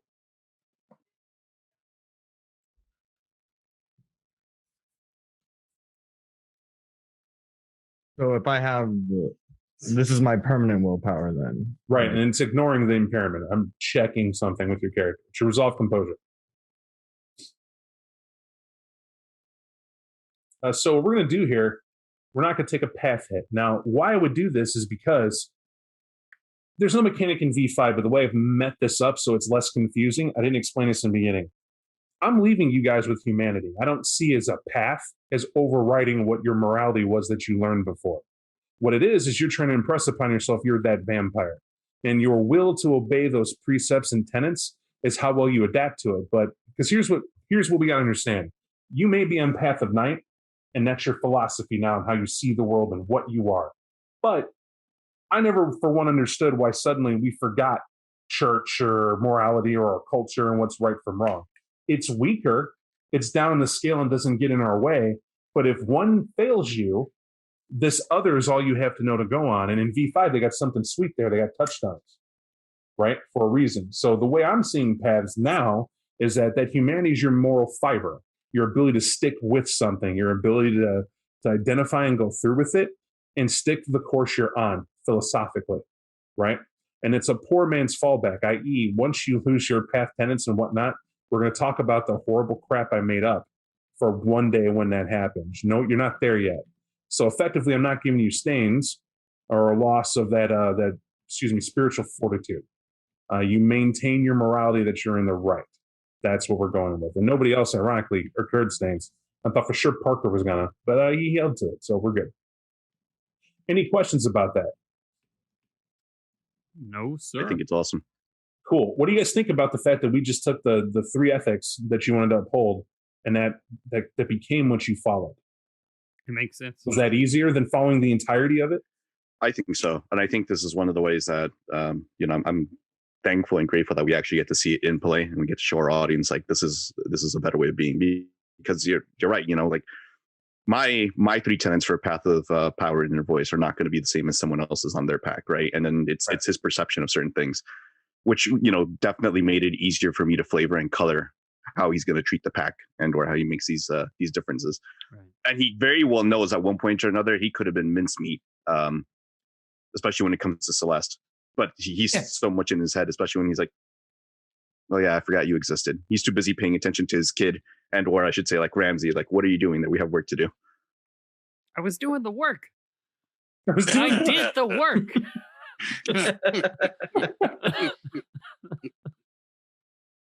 All right then. Cool. We're good. Very successful, guys, and we'll see everybody next time. Thank you for listening to our 25 Years of Vampire the Masquerade podcast. If you liked what you heard, please reach out and let us know on Twitter at 25 Years of VTM, at our email, info@25yearsvtm.com, on Facebook at www.facebook.com/25yearsvtm, or on our website, www.25yearsvtm.com. If you would like to support us, we can be found at patreon.com/25 Years of Vampire the Masquerade.